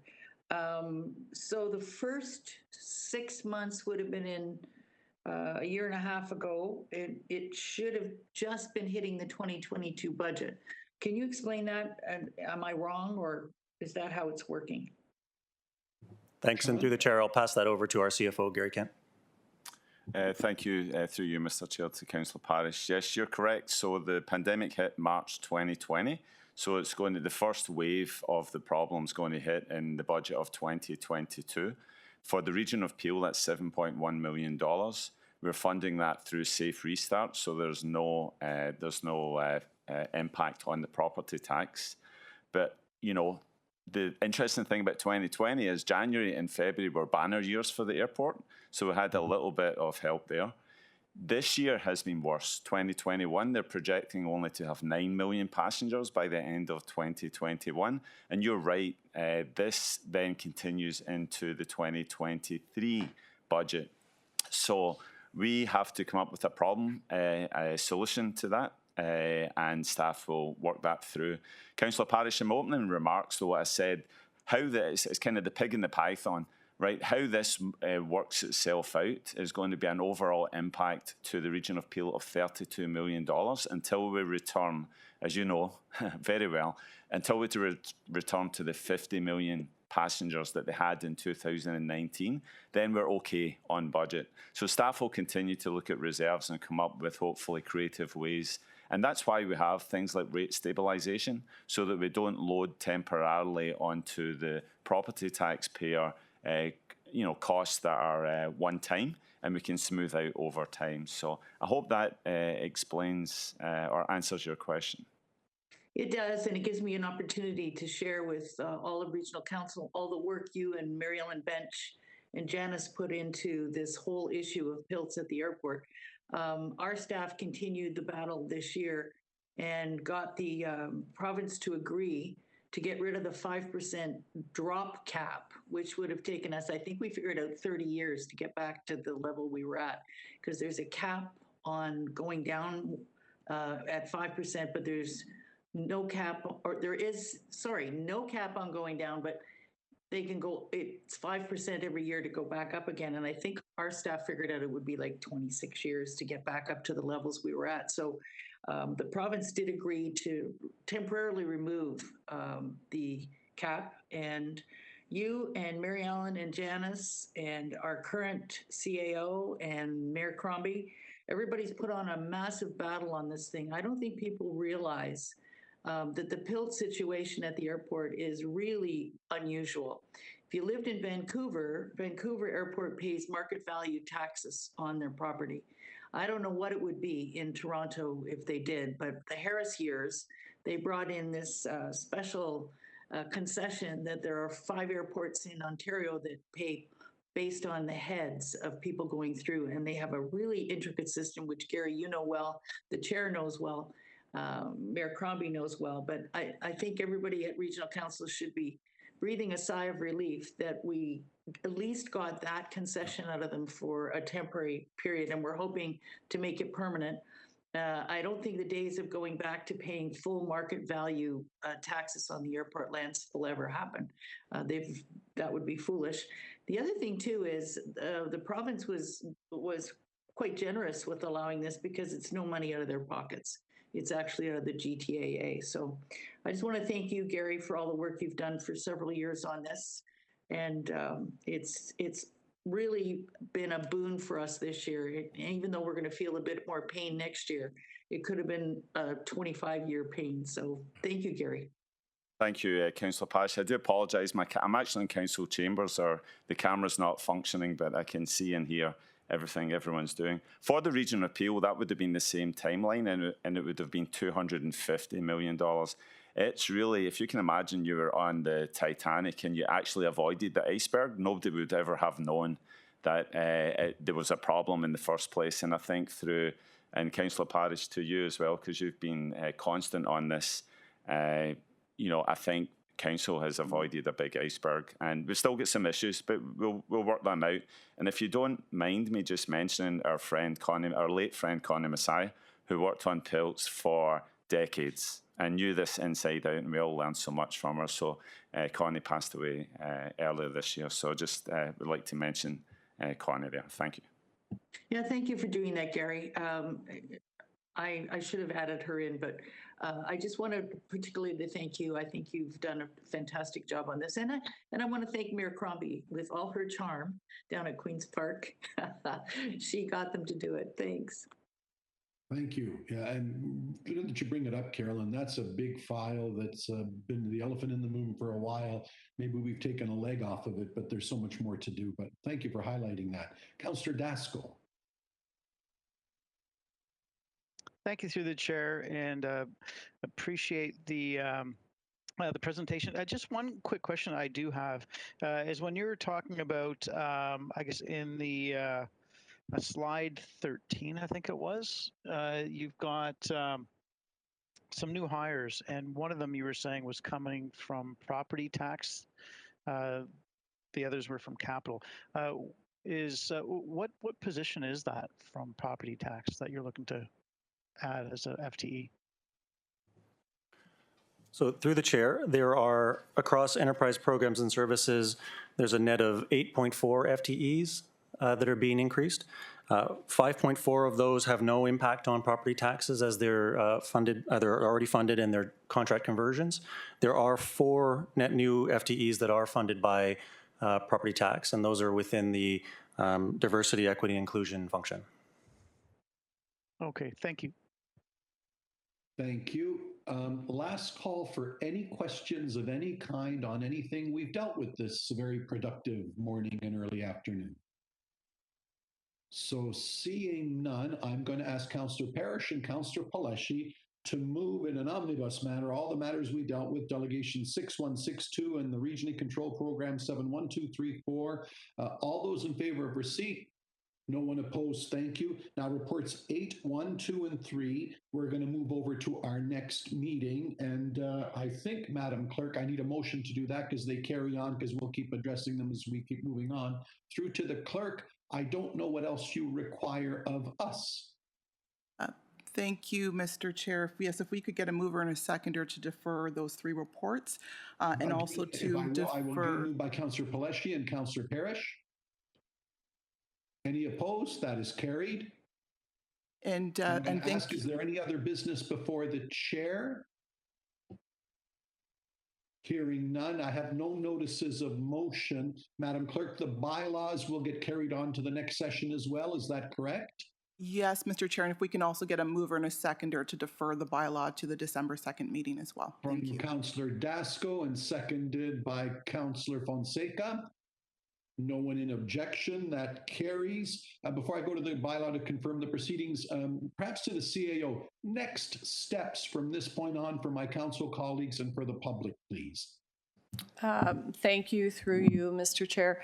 So we are partway through the budget process. As you know, next week we have scheduled the external agencies to come in and present their budgets, which are virtually equal almost in dollars to what you saw today. So we would have Peel Regional Police, the various conservation authorities as well, and post those presentations and opportunities to ask questions. Then at that point, we'll see where council is. It would be our intention, if council were satisfied, to complete the process next Thursday. But of course, we're in your hands with respect to that in terms of whether there are any matters that we would need to come back to a subsequent budget discussion on. So we're halfway done, and we'd be back next week to walk through the balance of the budget.